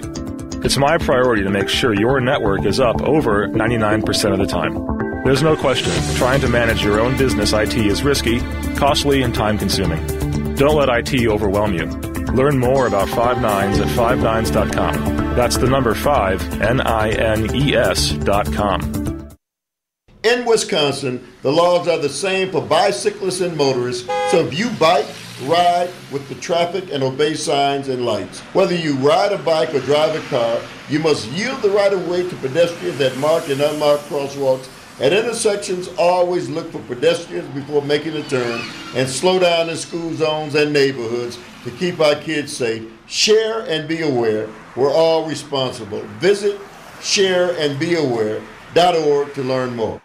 Chris Abley and Board Chair Theo Lipscomb have different plans for Milwaukee County. For the past 6 years, Chris Abley has balanced Milwaukee County's budget, reduced debt, and protected vital services without raising property taxes. Abley's fiscally responsible budget proposal this year continues the progress we've made toward a more sustainable future for Milwaukee County. Abley is putting people back to work, but Theo's cuts would end job training programs. Abley's budget maintained, but Theo Lipscomb has a different plan. Theo isn't willing to make the hard choices and is demanding devastating service cuts to our roads and keeps public transit affordable. But Theo's cuts would slash bus routes and delay road repairs. Abley is fighting to keep our parks and senior centers open, but Theo's cuts could shut them down. And while Abley's budget tackles the opioid epidemic, Theo's cuts would hurt public health and make our communities less safe. Call your county supervisor. Tell them to support Chris Abley's budget for Milwaukee County. Paid for by Chris Abley for County Executive. Hey folks, sexy liberal Stephanie Miller here. Most new Wisconsin jobs are in Dane County, it's true. Some of my listeners are relocating to Madison. Many already commute there. When asked where to turn for a trusted real estate team that understands Madison, I say the same thing. Solidarity Realty. They help you through the process and protect your consumer rights. They live their values building community, promoting sustainability and diversity. Find them today at solidarityrealty.com and tell them Stephanie Miller sent you. Going through divorce is a very emotional time in someone's life, and when I went through my first divorce, I really needed someone to help me through the legal aspects of what my rights were. That's why I got in contact with Lawton and Cates. The attorneys at Lawton and Cates. It's who you turn to for legal advice. 282-6200 or lawtoncates.com. When you need an attorney, trust the voice of experience. The only choice, Lawton and Cates. Hello, my name is Earl Ingram, morning show host on Resistance Radio 1510 AM WRRD at a new time slot, 7 a.m. to 9 a.m. Monday through Friday, Saturdays noon to 3. Join us at 844-967-2789, 844-967-2789. Stream us at newstalk1510am.com. Spread the word. Earl Ingram on Resistance Radio 1510 AM WRRD 7 to 9. I'm back.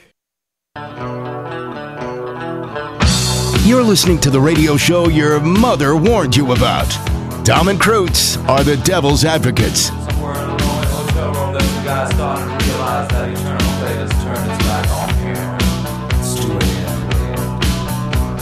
And we are back. Thank you for listening to the Devil's Advocates radio show live on Wisconsin's Resistance Radio, 1510 AM WRRD. You can check us out on YouTube, on Facebook, streaming live there right now. We're on Twitter at Devil Radio, and the phone's always open for you. Last segment of the week, 844-967-2789 to air your grievances. Dominic, we got some trick-or-treaters down here on Brady Street. Yeah, Cousin Joe, Cousin Nancy in from Detroit. Of course, my lovely wife. We're going to go out and party after the show, so let's hurry up and get this segment over with.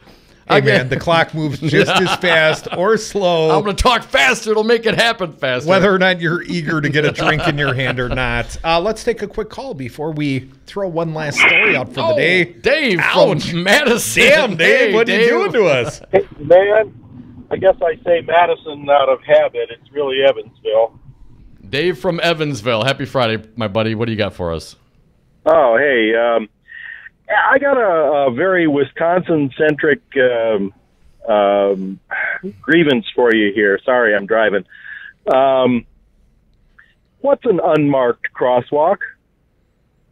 An unmarked crosswalk? That's wherever Dom chooses to jaywalk.